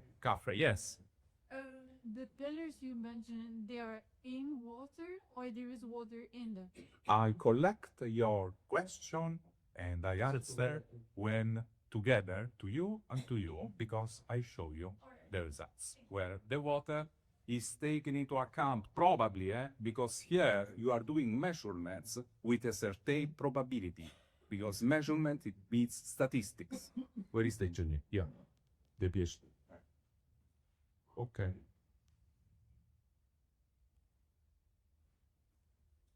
This is Khafre. I show you the pillars of Khafre. So here, this is the so-called, this is Khafre, tomographic line. Here we have the orientation, 1, 1, 2, and 2. These are the pillars that we are detect. This is the surface, the limestone, how you say? Yeah, yes. That's a joy. Please ask me the question, Filippo, why we are not seeing the top of the pyramid of light. I also care this second question because we are using a particular SAR image where we have a very exaggerated layover of effect of the pyramid. So where we have an exaggerated layover of the pyramid, we are not watching the top of the pyramid, but it is tailored to scan very extremely underneath, okay? So they change their focus and where it's looking, and then it allows you to basically, depending on the orientation, allows you to see further down. Concentrating our with Corrado in these days to this part of the pillars and this 1 and 2.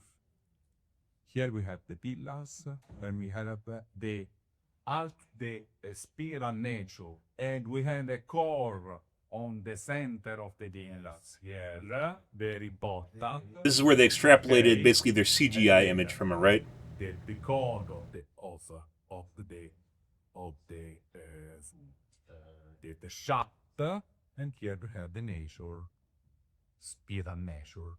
He had a bunch of different images taken from a different. If you could do this with AI, guys, I guarantee you, like, this would make things infinitely better.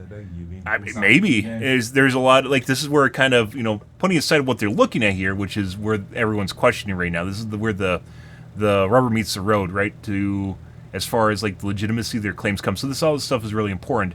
But like they talked a bit further about this, like where they talked about the Book of the Dead, where this is they reference a gateway to hell. And it might actually just be an elevator. I was talking about this in the first one. Is like the literal interpretations after people translate stuff isn't necessarily a literal interpretation. It's rather just like kind of their play on it. So stairway to hell, a gate to the underworld, but in fact it might just be an elevator because it goes down into the ground. The gate, yeah, it just happens to go down into the ground.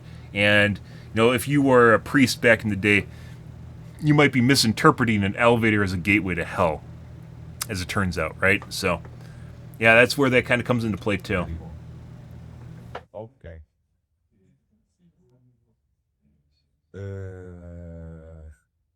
Water.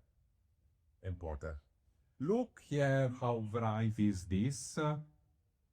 Here, and then the brightness with this collapsing abruptly. Okay? Probably here, from here, begins Water table? Probably. Here. And how are you sure about it? We have to dig and go and measure directly. This is the only section that we can do. And they allow you to do it. Let's see. The weirdest thing about this, by the way, guys, is the fact that Egypt could disprove all this by literally doing core drilling. So core drilling being like maybe like a 1-inch drill hole and never touch the pyramids, right? Because the pyramids don't extend under the ground. They could do a core drilling from the side of the pyramid straight underneath it to intersect. These tubes are big, by the way. They said these are about 20 feet in diameter. I think they said they're about basically 6 meters in diameter or 20 meters, one of the two.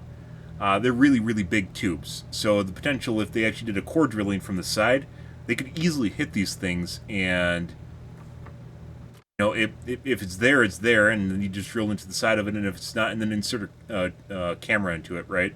And if it's not, you know, it didn't change anything anyways. You're not drilling into the pyramid, so why would it matter, right? But they don't. And core drillings or drilling in general is pretty fucking cheap. They just aren't doing it. Armando is going to live in Egypt. They are going to Egypt. They are moving to Egypt.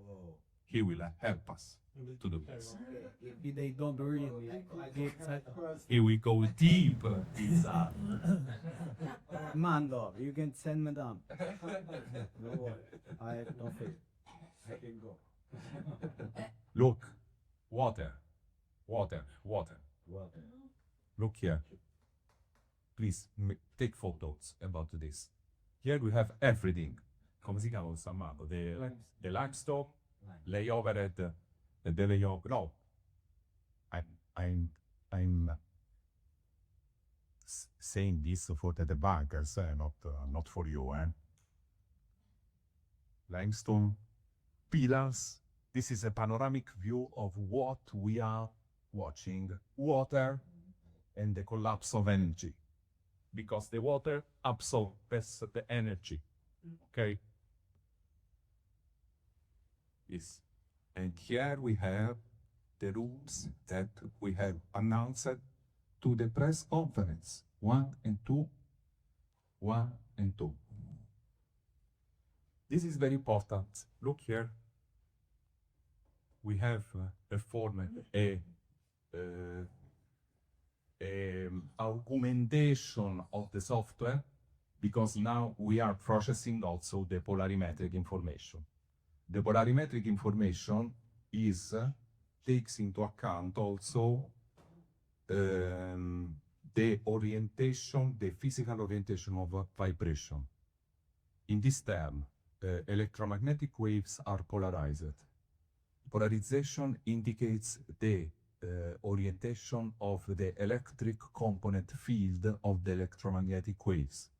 So we can have electromagnetic waves, vertical, horizontal, and also circular as we want. Okay? Some images are also polarimetric in the electromagnetic sense. Here we have made our tomographies polarimetric in the vibrational sense. So it means that the vibration, you can have horizontal polarized vibration, vertical polarized vibration, or other kind of polarization. And according to this, we have we are showing the vibrations on 3 channels, 3 polarization: horizontal, vertical, and oblique. Okay? And here we have the targets. Sorry, so the figure is like a thermal freeze. See. Yes. This is a color composite code. The so-called Pauli representation of the information. I told you this evening is highly academic, this lecture. So thank you for the questions that you made. I appreciate a lot also of your questions. But here is important.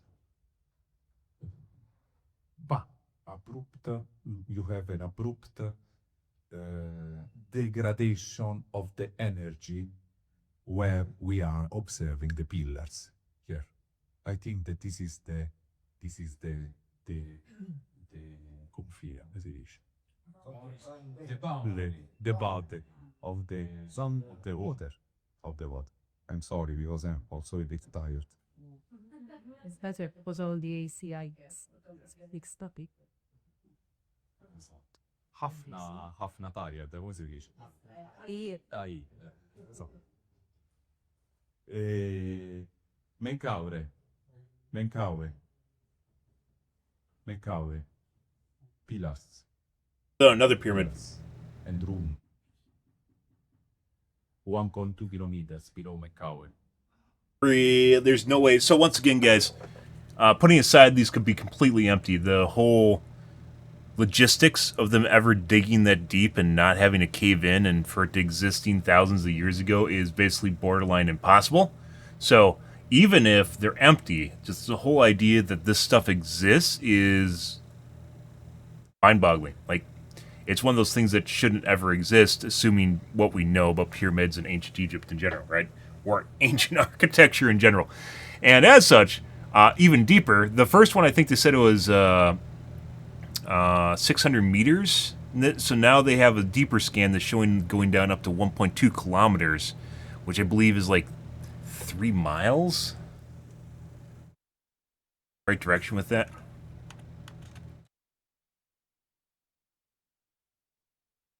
No, I wasn't going the right direction. It's 0.75 miles. So, how many feet is that? 4,000 feet. That's pretty deep. That is very deep underground for anything, even today, to even exist, especially for the size that these are. Menkaure, spiral nature. Here. And the room, please, catch a photo here. The room, yeah. Below Menkaure, Jane. Yeah, you have the room. I have a question. 1.2 kilometers. How big is This is Light Menkaure. Light Menkaure. Well, the size of Menkaure. Yes. Yeah. This is the size of Menkaure. So, like 10 foot That's big. I have cube? A question. Yeah.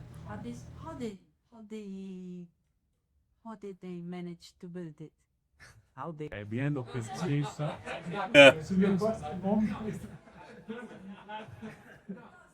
You are wonderful. is the best. You do it. Is an act.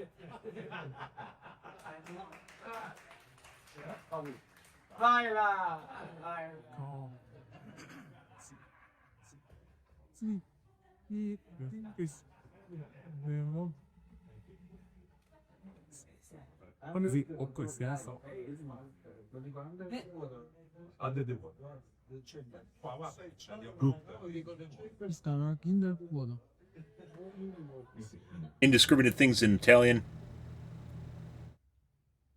I think he asked, how did they build it? That's a good fucking question. It's like literally what I just talked about. It is 100% visible. This is the room. Then here you have the limestone. So this is what the other pyramid they said is. So for the markers. I don't remember the name anymore. Because here you have the layover. Penenkampf? Is that right? That's not right. I have feeling. Oh, okay, yes. Yes. I'm sorry. On the prior picture, those little areas that are way down below. Do you know about how big they would be? The areas that are no. The orange areas that are These. Orange. These. go down. These. Think of those areas. Is there any speculation on Yes. so what would be the How large or at which depthness? how large the buoys are or the areas are? Thank you for this question. We are studying it, but they are comparable with the largeness, with the dimension of Menkaure. How? Makari? On the size of the pyramid. She said the gym is big like the pit. Okay. So now it's the big area.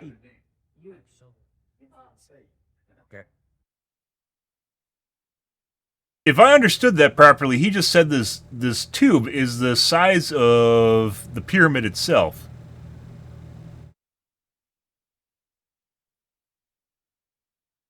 Menenkamfri? Whatever the pyramid name he just said. I think he is insinuating that that's actually about the size of the pyramid itself, which would be ridiculous if true. In a tube the size of the pyramid. It's pretty cool. And that's an Yeah. interesting observation because what you're saying is that there's an area way down below I'm not sure exactly how far that represent. 1.4 kilo. 1.2. kilometers. What? Long ways. Yeah. Once it take us a totally open air. Yes. Yep. This is the yeah. I don't know. It just exists. That's why we're covering this, guys. Is because the fact that this does exist is beyond like it's like a modern engineering marvel. Menkaure. Today, guys, when we build tunnels, we use tunnel boring machine, which I talk about, a TBM, the giant fucking spinning head things. I'm sure you guys have seen before. Yeah, the size of like no, they're bigger than semis. They're like if you took like 6 semis and like combined them into a tube, you would basically have like a TBM, right? That's what we use the drill holes or to bore through the ground and make shafts. We don't make vertical shafts that size though. You have to. I don't even know how you do that as far as mining goes, but you know traditional mining, they don't make boreholes that big, and if they're the size of literally a pyramid, that would be absurd. Once again, I don't know if I understood that properly, but it seemed like he said that it was basically the size of the pyramid itself, in like diameter. And the room. Oh my God. This is, please ask me the question, why you are not watching the abrupt variation? Because we have tuned the software to eliminate the effect of the water, and so we have this in order to enhance. We wanted to see how many pillars we are detecting. Yes. So, side question. Yeah. We've mentioned several times in the series of presentation a structure known as the Tomb of the Birds, NC2, which is the opening into a tunnel and. So what he's talking about right now is the hypothesis that the Tomb of the Birds, which also very cool videos on this. Trevor Grassi has one. Was originally an entrance to this underground complex, but this goes much deeper than Tomb of the Birds. Tomb of the Birds is like maybe 30 feet underground or something. But it's hypothesized as one of the entrances to this underground complex. There's a lot of them, by the way. It's hypothesized as one of them, and like they've actually went in and it looks like it was actually backfilled. At one point it wasn't, but I think Trevor Grassi and other people went in, and it was actually backfilled in. So like it looks like someone filled it in. There's a tunnel in the back of it, or a cave system in the back of it that's filled in, and one of them actually has like brick wall, a legitimate brick wall on it. And yeah, it really raises a lot of questions, to be perfectly honest. I think that's what he's alluding to right now. Cave network that runs below the Giza Plateau. This was explored in the very early 1900s, and they have stated that this tunnel system. Yes. Oh, Land of Chem is another YouTube channel, by the way. Corner of the plateau and follows all the way below the central pyramid. This was by Sultan Camiglia, the early explorations. Yes. Have you turned the software onto the Tomb of the Bird tunnel system to corroborate the distance and depth of that tunnel and cave system? Because I, as well as many other researchers like Andrew Collins, believe that the Tomb of the Birds and NC2 are one of the access points into the subterranean system below Giza. We are working. Nice. Yeah, I mean, compared to what they're looking at right here, that's actually probably not one of their highest priorities. But that's actually one of the lore, possibly confirmed locations as an entrance. The lowest depths of the tunnel system. Thank you for the question. Thank you. Thank you for being here. Thank you, everyone, for the question. Thank you, Filippo. Thank you. To share your knowledge. Thanks. I don't know. This is before. I think is the last one, so I don't know. Yes, this is very important because we make a recap, no? We make a recap of everything. We are linking.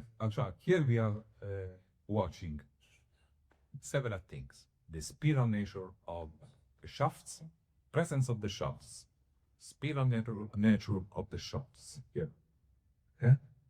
Look here. Look the sinusoid here. Look. For Sabine. This is for Sabine. J. For Sabine. Okay.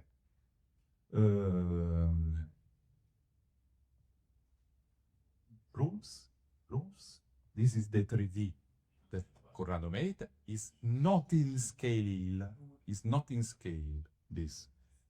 So this has to be only to show how it is. And I think you just answered a very important question. So there's also been some curiosity for the extrapolation from the data into the 3D model. So who was responsible for interpreting the data? All the team. And creating All the team. So the 3D model is not AI generated. No. It's done by your team. Filippo, Corrado, and Armando generated. Okay, so study the data and then build the 3D model yourselves. Humans Okay. build Okay. the 3D. By the way, so if they could actually do this, it would expedite their research extensively and the technology in general, but they don't have the technological means to probably do it in the first place. So they were like onto it, and this is like Gen 0, but Gen 1 would actually involve integration into an algorithm or a model itself that could actually do this for them, right? And AI could definitely do this for them. But it's not, like the beginning, AI doesn't really do stuff in the beginning, it just does stuff that we've already done, right? So, I mean, maybe eventually it will, but currently it doesn't. So it has to start somewhere, but once you figure it out, and once you the AI can learn from what they've done, then they can actually do it itself, right? Which we actually talked about this already. Basically, this is all done by humans, so it takes a while, which is what they talked about. From the scans to the 3D model. We use AI only to try and retrieve some, that we had it also very high, some probabilities. Their AI, we in which probability we are watching this, but the AI give us the probability. Okay? Yes. Have you had any other organization that you've worked with to vet your software? Yeah, I'm sorry. Yeah. Have you had other organizations? Any other organization that would you try to vet your software? Yes. And work with it. Thank you very much. It's very Has the military come after you yet? A foundation vehicle mandato, come si dice? Center. Yes. Professor Howard Zebker, full professor, it's synthetic bachelor of Stanford University to replicate the building. Okay? So they're working on replicating your software? Yes. On the Giza Plateau or just elsewhere? Just replicating the methods. I think they would the methods of it. Just Want to go on with to prove Yes. just to prove that they're Or Stanford. if you or I don't know. Stanford is working to replicate the method that we are watching now this evening more. So they're working to basic research, not replicating the data that they've made.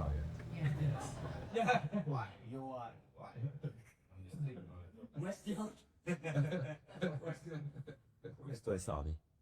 I am the destroyer. Would you like to nest a bit?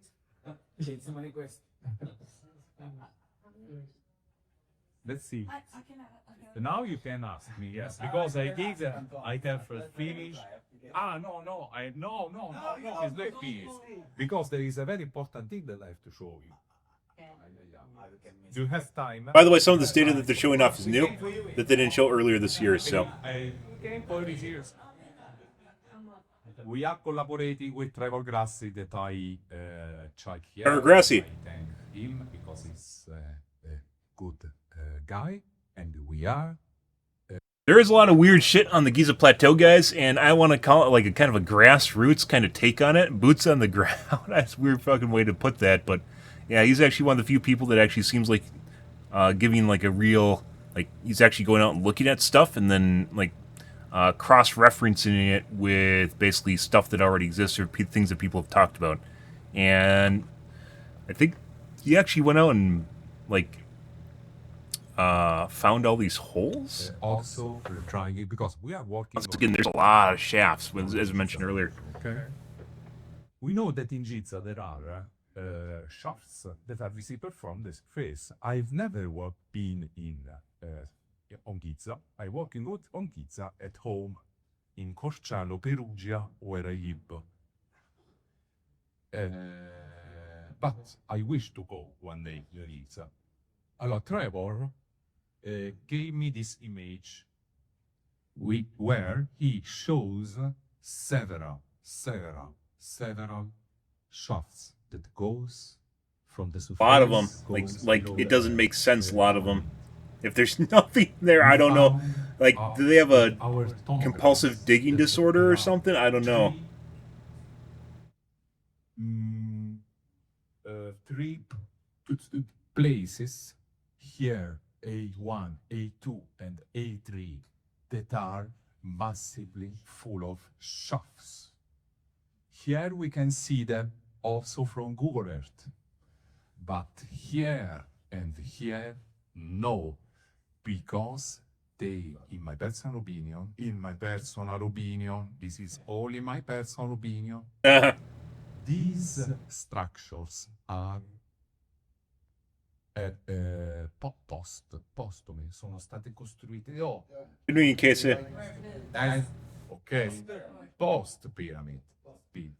So they just so he thinks they're made after the pyramids were made. There's a lot of people, by the way, as we talked about with the Syrian, there's a lot of postulating on when things in the Giza Plateau were actually made and differing time periods in which they were made themselves. There's a lot of people that think that it wasn't all made at the same time, by the way, that people showed up later and possibly took over an area of the Giza Plateau that was actually being, like, that already existed. So basically, people found an area with really cool stuff in it, the pyramids, and then took it over. There's nothing there to begin with, like no people there to begin with. So they took over a pre-existing area.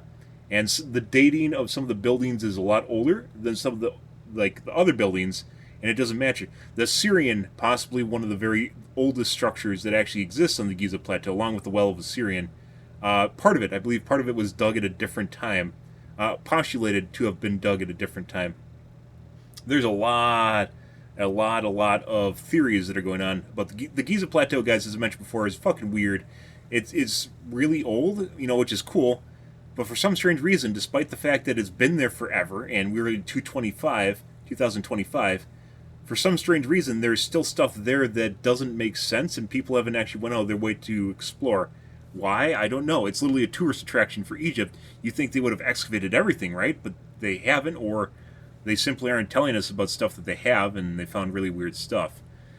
This is a technical presentation. You'd have to watch basically the whole stream. I went over at the beginning of it, but basically, these are two scientists, or three, I think there's three scientists here. One of them's not here. But basically discovered a new method for measuring underground things using enhanced SAR data. So they put it through their own algorithm and figure out how to basically use sound and the vibrations in material on the ground to figure out what's underneath it. And they scanned the Giza Plateau and found giant tubes underneath the pyramids. Really, really big and long tubes. That's what she said. Long tubes under the Giza Plateau. And that doesn't make sense. And it turned into a curiosity. The technology itself has a lot of applications. Military, industry, oil, water, humanitarian. There's a lot of applications for the technology. They're talking about being used to identify bridges that are failing earlier, which is also very cool. Based on how much the bridge is vibrating or how much it's moving, they can actually figure out that it's a potential fail point, right? Which they did. From what I understood, they did. So, the technology and what we're looking at here is actually really, really, really, really cool. It's just the early implications and basically generation 0 of it. So, very first iterations of this technology, and they're using it on the Giza Plateau, which is where the pyramids are. These shafts, these shafts here, they are visible. Ta-da! shaft. If you live there, if you see the shafts are blocked at a certain. As I talked about at the beginning, weirdly enough, they all seem to be backfilled in, or they just end. All seem to be backfilled in, and they all seem to be filled to basically approximately the same depth. It's like someone went through and literally just put, if you can imagine, someone put like a roof or a fake bottom in, and then filled in like some material on top of it, and that's basically it. It seems not like, because they're all weirdly all filled in.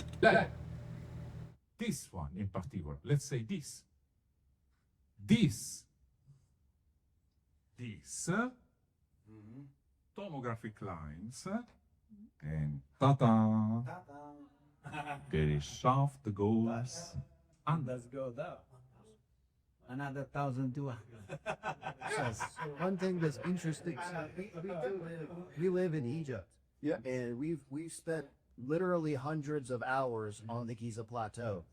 So if you go back one slide, the area called the Western Field, where all of those mastabas are located. Yes. If you climb on top of those mastabas, you can still see down into those shafts. So if you look on each one of those little rectangles, there is one shaft in each one of those rectangular structures that goes down into the bedrock.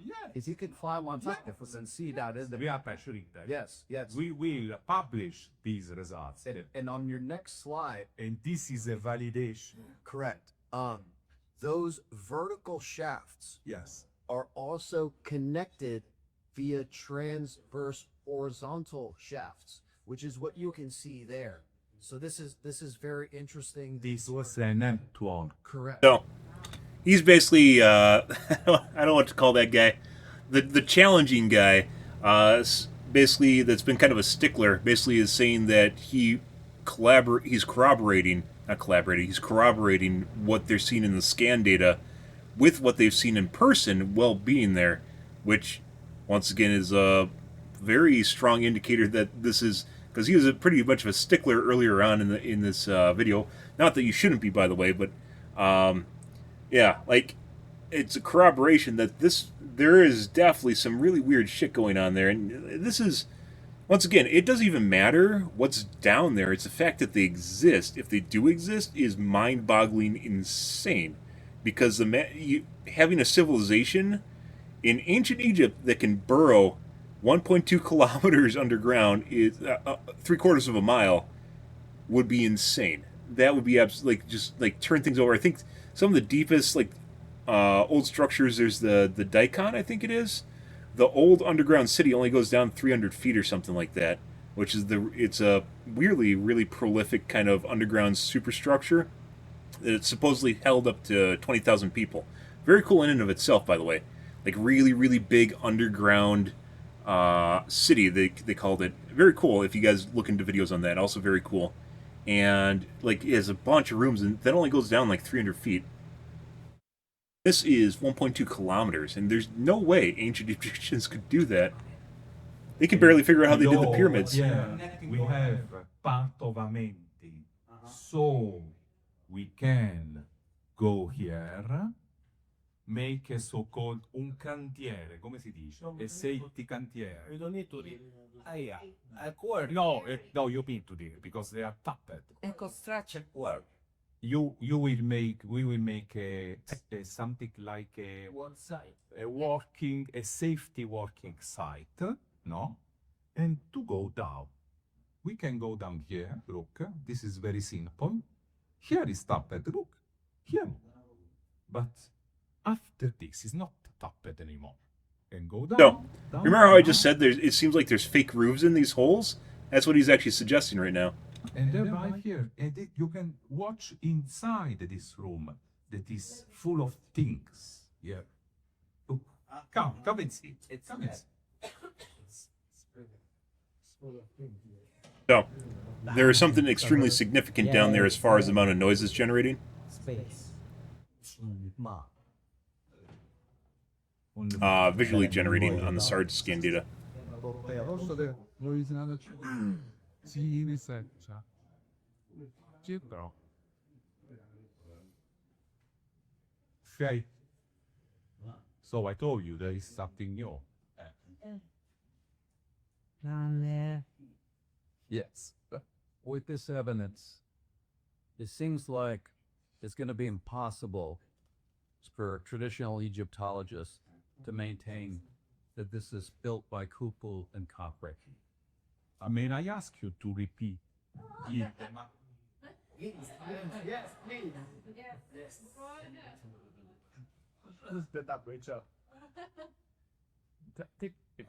With this evidence that you presented today, it seems like it's going to be impossible for traditional Egyptologists to continue to maintain that these structures were fourth dynasty built by Time period's Khufu and different. Khafre and Menkaure. That would be my conclusion. Yep. Yes. Like 20 people in a room, guys. Your question is the answer. She's embedded with the answer. In my personal opinion, the only answer is excavation. Yeah. We want to have the permits to drill on the Giza Plateau and to discover or to see, to watch with our eyes what lies beneath the pyramid. Once again, So they could drill into these tubes because they're huge. They could do the Giza pyramid. They could literally drill into the side, underneath, never touching the pyramid, mind you, underneath through the ground into these tubes and intersect them. Would do no damage in any way, shape, or form to the pyramids themselves. It'd be cheap as shit to do, and then put a camera in it, and that's it. That's all they need to do, and do like maybe half a dozen of them, and it would be very, very easy and very cheap for them to do that. And they don't really want to at all, for whatever reason. There's, like I said, there's a lot of really, despite being there for thousands of years, guys, there's a lot of really weird shit in the Giza Plateau that doesn't quite add like holes in Swiss cheese sort of shit. And this is like I said, one of the most interesting things here is the fact that Egypt just doesn't want to do anything with it. Like, you think they'd be really interested in this stuff, right? But they aren't. the permits to go there and to start the excavation and to explore the networks beneath the pyramids. This is the only answer. Yeah. And like I said, it wouldn't harm the pyramids at all. You don't need to drill in the pyramids. And this is the 3D model that we are working on with Corrado Maranga. Turn that guy up so you can actually see underneath. Probably have other shots.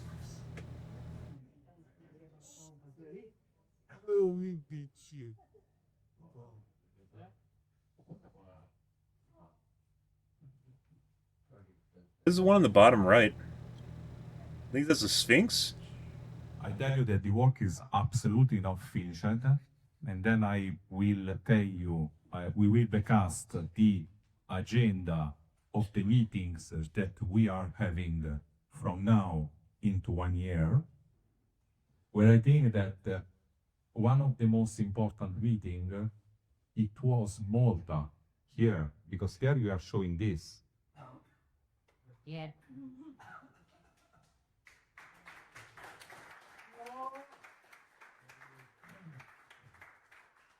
And Emotisa is showing it.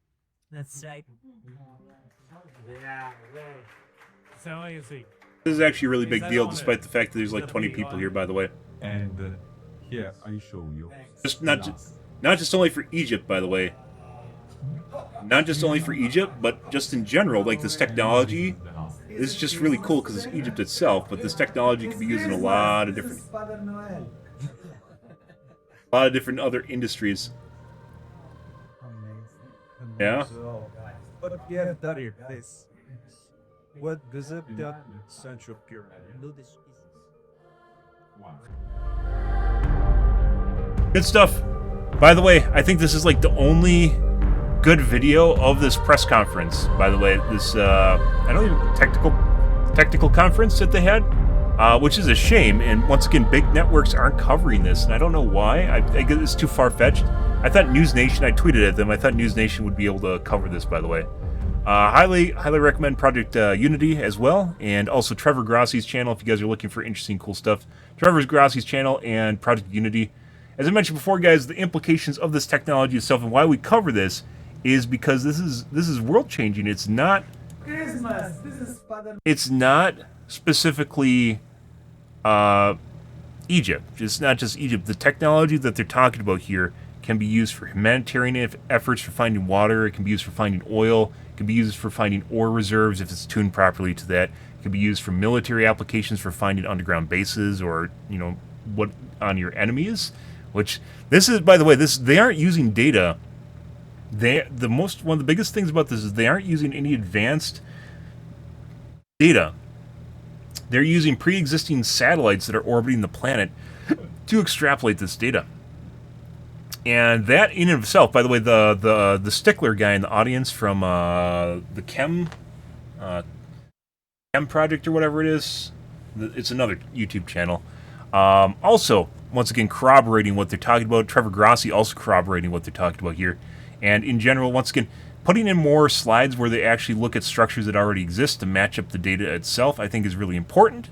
I'm also going to stipulate, by the way, guys, these guys, like, they don't speak English as a primary language, so it's kind of hard to get through some of this stuff, and I can only imagine what it's like if you're trying to either argue or make a complicated response to someone, and, you know, it's not your primary language, right? So you got to give them some leeway in and of that. That being said, the first press conference was in Italian, which we covered and translated to AI.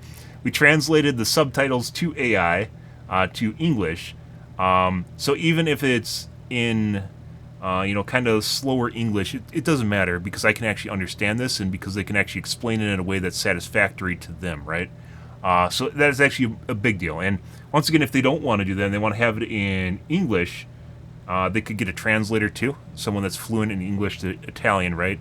And can go back and forth. Either way, I think it worked out pretty good. But once again, you got to take it with, some people kind of criticize people for, language barriers. That's just the way the world is, right? And it's great that they actually went through and did this in English. Sometimes I think there's some people that get impatient too. You just have to wait and let people take time to explain things out too, right? And I tried to explain things in the presentation that I thought were a little bit muddled in translation to help extrapolate or present more information on it.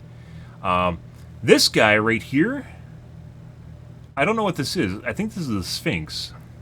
These, I have no idea what these are. This is the biggest pyramid. This is Khafre. This is Khufu, I think they said it is. I don't know what this guy is.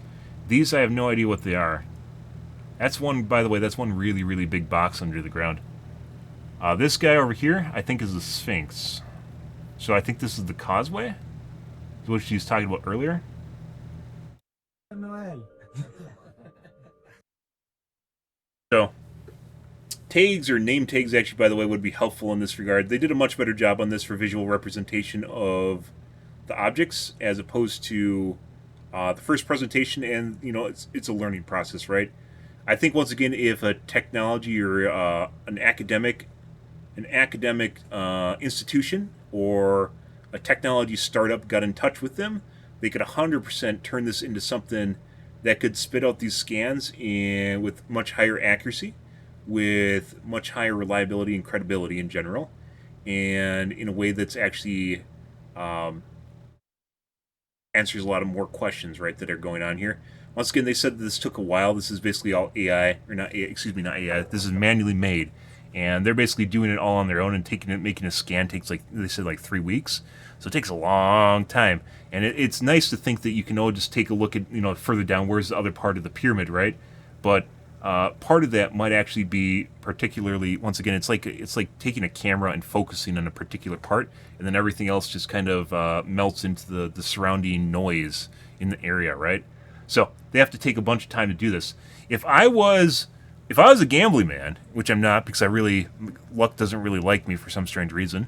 If I was a gambling man, or if I was just making a really let's go with this. If I was making a really educated guess, which I am very good at, by the way, I would 100% take a look at this fuck right here. The Syrian is probably one of the weirdest structures that's in Egypt right now, mainly because it doesn't match anything around it, and it's hypothesized to have nothing to do with kind of like the stuff that exists there.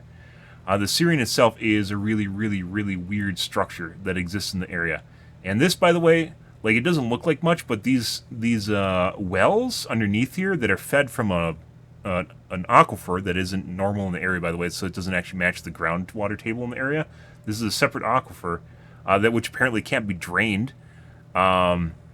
These go down like 100 feet or so into the ground, but no one has any idea what's down there because no one's went down there. There's a lot of really weird stuff, and you're like, oh, it's just a bunch of stone, right? It's true, but for some strange reason they haven't really went out of their way to figure it out, which is weird because it's 25% of their GDP. That's a lot of money, right? Just tourism in general is 25% of their GDP. I guess there could be places in Egypt that people are going besides the pyramids, but they're let's be honest here, they're going to the pyramids. The Syrian, though, is a really, really weird area. And if I was to make an educated guess and I wanted to point something, like if they did a SAR scan on this, they'd probably find some really fucking weird shit here. I don't know what it is, but it's clearly not just some pillars in the ground. So this is another really weird one, putting aside the pyramids. This is also very weird. And lo and behold, originally their scans were of the Khafre Pyramid, the center one, and as you guys can see, there's now a lot more data that wasn't originally present on their original slides.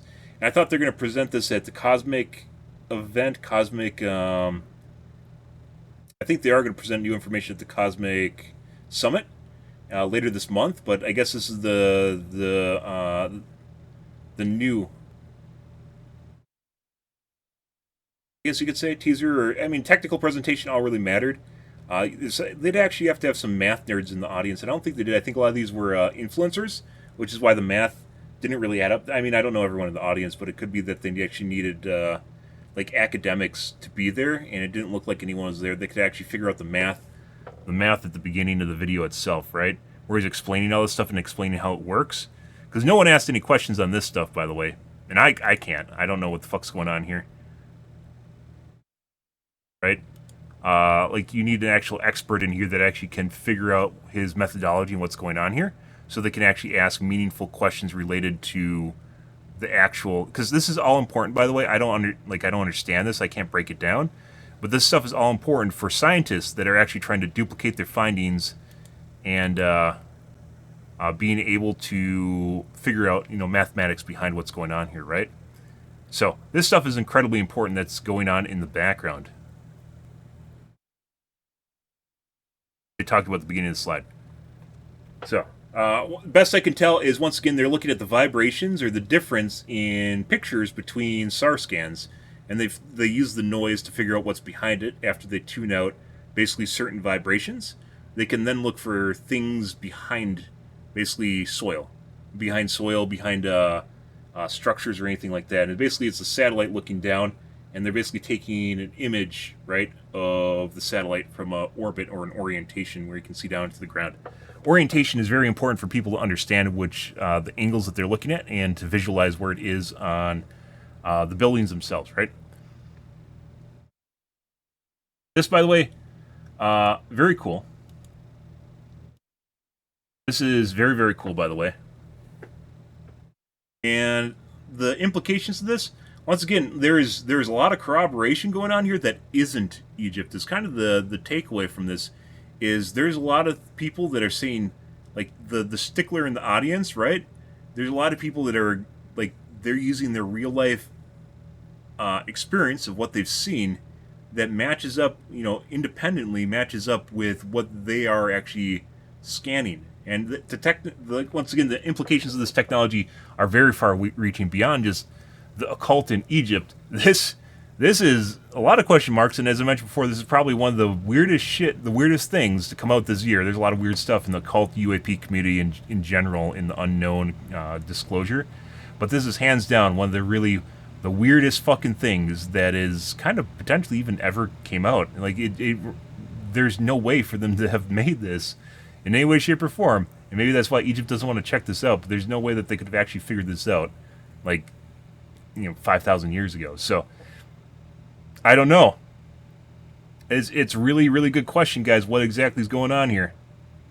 Once again, these tubes are not small. These tubes are, putting aside how long they are, These are like 20 meters wide or 20 feet wide. I don't remember which.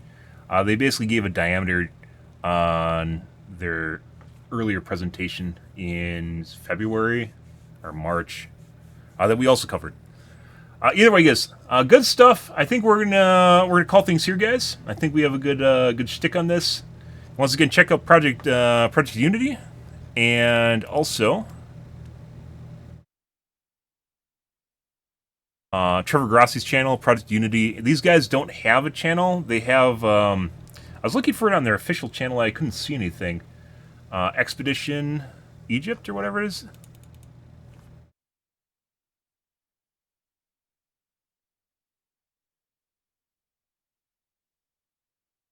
There's a lady who actually isn't there right now. I don't know exactly what that's going on.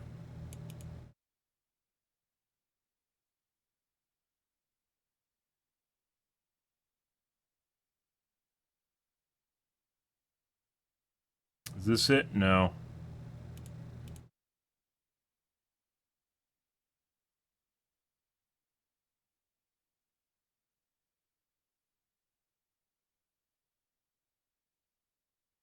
Really hard to find her channel. I don't know why. I find everyone else's channel except for hers.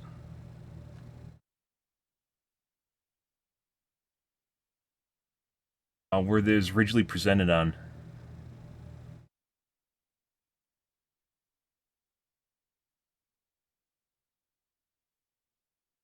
I actually looked for it on the official channel and I couldn't find it. Lots of bait channels and AI shit and just random stuff.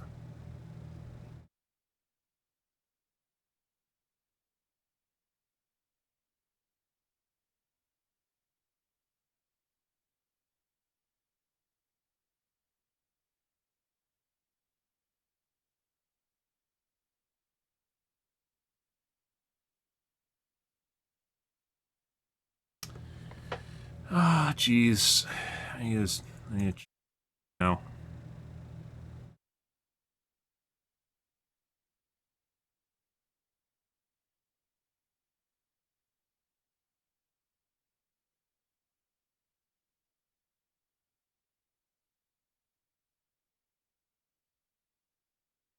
It was really hard to find this.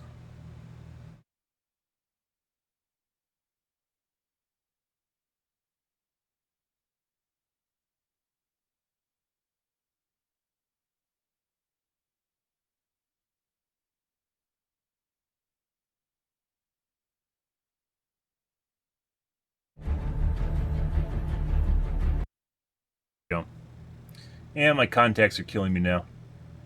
This is the original channel that it previewed on, which I think is their official channel for their project. Khafre Project? I think she changed the name of her channel. And I thought that this is going to be here today, like what we just looked at, but I don't think it was. So this is 1 day ago.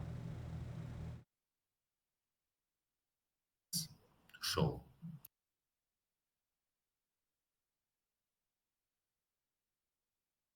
I don't think this is the same thing. Something slightly different. Corrado Malanga Malta Conference.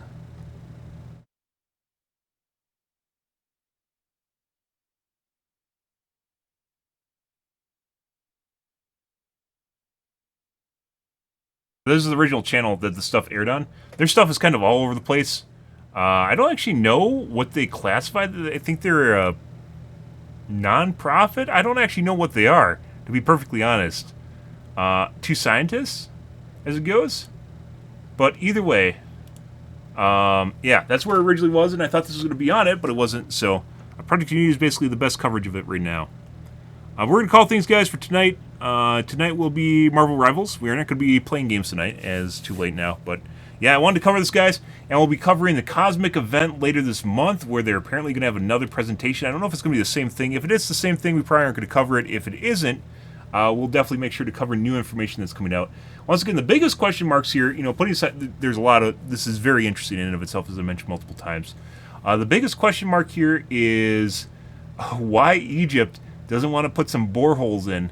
Like, once again, they can just borehole in from the side here under the pyramid and intersect these tubes without ever touching the pyramid in any way, shape, or like they don't need to harm the pyramids at all. They could literally just bore into the side here from the angle and be able to figure out exactly what this is.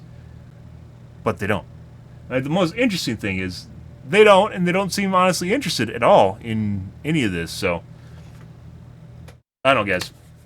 But I'm going to call things for this evening, guys. If you are new to the stream and you enjoy things, break the follow button on your select platform. I stream to Kick, Facebook, YouTube, Twitch, Trollville, as well as TikTok every day from late night to early morning, GMT-6. So late night North America time. I usually stream for about 4 to 5 hours, give or take. Depends on my life, what's happening, etc., etc.